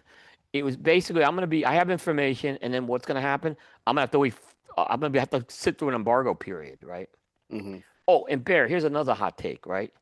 When I start working with a boutique, right, and I'm like covering your press releases, and then suddenly you decide you don't want to give me something because you commit an exclusive to a big print publication. Really, I invested all that time, and that's what you're going to do to me? That's frustrating. That Yeah. and now I'm weary about doing a lot of this boutique coverage because I've gotten burned so many times. I got burned this year by one company on it. And it's Well, just it's frustrating. I mean, I was there. I was there with you. I've been with you a couple of times where you've written press releases for companies I've written them, and then they go. and they Someone give it to calls them somebody up, else. and they give it to somebody else. Like, okay, again, if it's an hour, you need to do it for. No, they hold it back from me or don't even send it to me. Like, well, we gave it to these guys. We're not doing anything else with it. I'm like, because they didn't write it. They basically had a phone conversation with that. I'm like, really? I mean, and I covered your distribution to Guatemala and stuff like that. I mean, honestly, and I've tried to. I have to change. That's very frustrating. It's very frustrating to have to go through that. Because, and I get, like I said, I get it, but it's not a matter of like sending it to someone else first. It's a matter of holding it back for me. Mhm. The big companies, we're never going to change that. We have some very good relationships with big companies. I'm gonna have to just take that and suck it up, right? But Yeah. yeah. I mean, I can't change that. Um, Well, my prediction for this year's yeah, trade show, Coop, is that you're going to walk reinvigorated. You're going to walk away reinvigorated. This new model is going to refresh your perspective, your passion, yeah. and you're going to come walking I, away from it and thinking this is one of the best trade shows you've ever done. That's my prediction. I think the ultimate thing I'm most excited about is, like I said, being with you guys, which is going to be good. I think we're not going to be killing ourselves this year. We're going to have a lot of coverage. Don't give me. We're going to have a lot of coverage. So that's not. If anyone's a sponsor, no, we're just directing the coverage a little differently this year. The big thing that people notice is there won't be 90 books reports. We're going to kind of go back to more of product-based reports, and then we're going to have some other things um, that are going to be fun things and different. We're going to explore different channels this year. So I think that will be well. There'll be plenty of coverage, but it's just going to be very different this year because the world's changing. We have to evolve. Hmm. Yeah. Awesome. So, I don't think I ever will not go to the trade show. Next year is going to be a challenge. I think I've talked about that. That's a challenge I have outside of work next year, or outside of cigars next year. So that may be the next 2 years going to be tough with the dates. So Yeah, me so I too. may be in a different capacity next year. Yeah, it's going to be tough on a lot of us who have a jobs. And you and I do the same thing, and we know it's a tough time to do that. Yeah, Yeah, for sure. yeah, Well, let's wrap up the evening, Coop. It's been a great conversation, and I'm looking forward yeah. to. We have a show coming up on Tuesday, Yep, and we do. I'm looking forward to covering another trade show with you. This will be.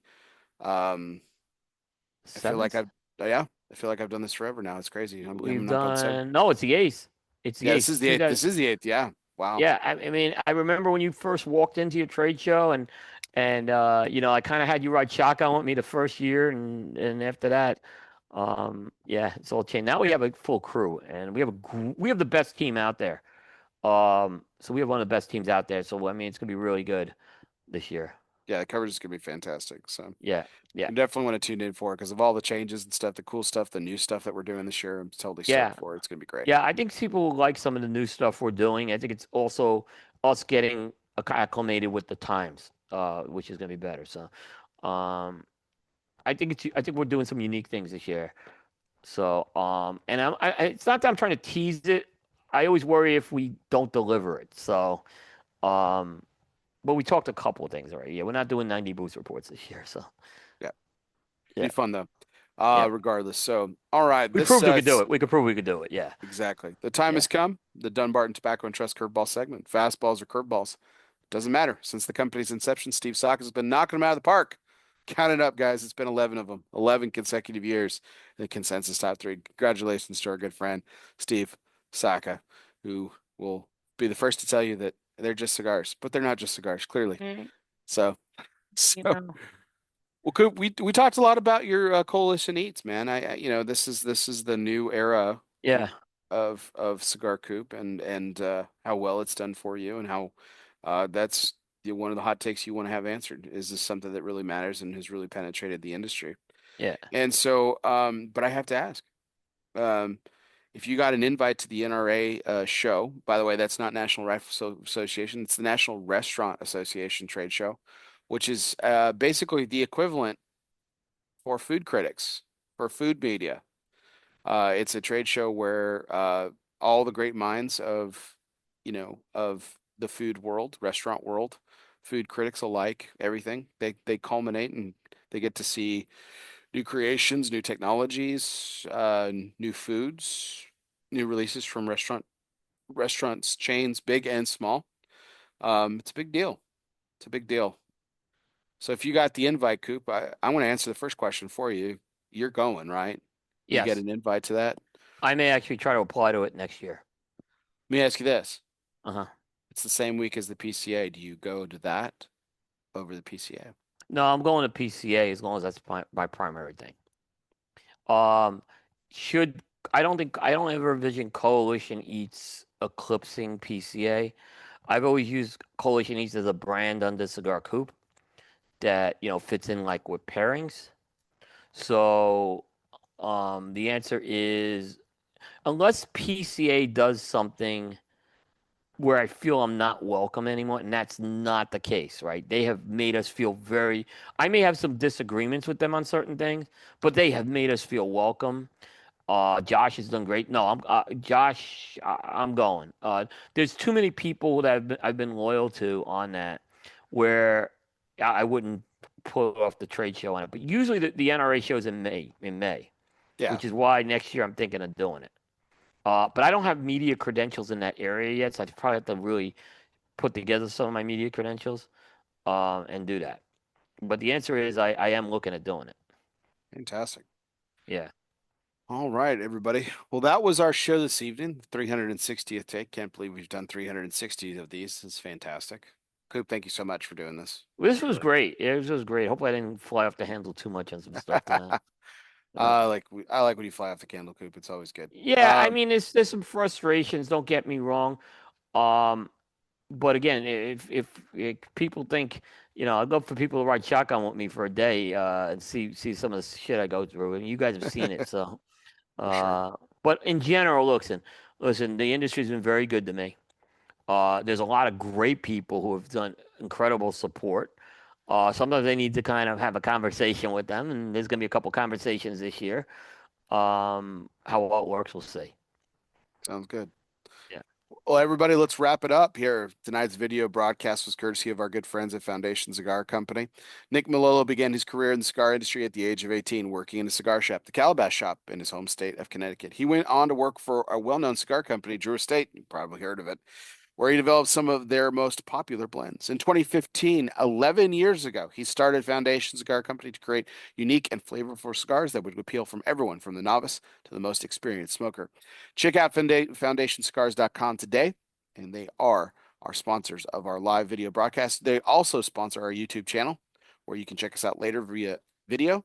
And don't forget to hit the little bell in the corner so you get notified every time a new video posts. Uh, Tonight's audio broadcast is courtesy of our good friends at Grand Habano Cigars. Honest, compassionate, great cigars. Be sure you download, subscribe, and review today.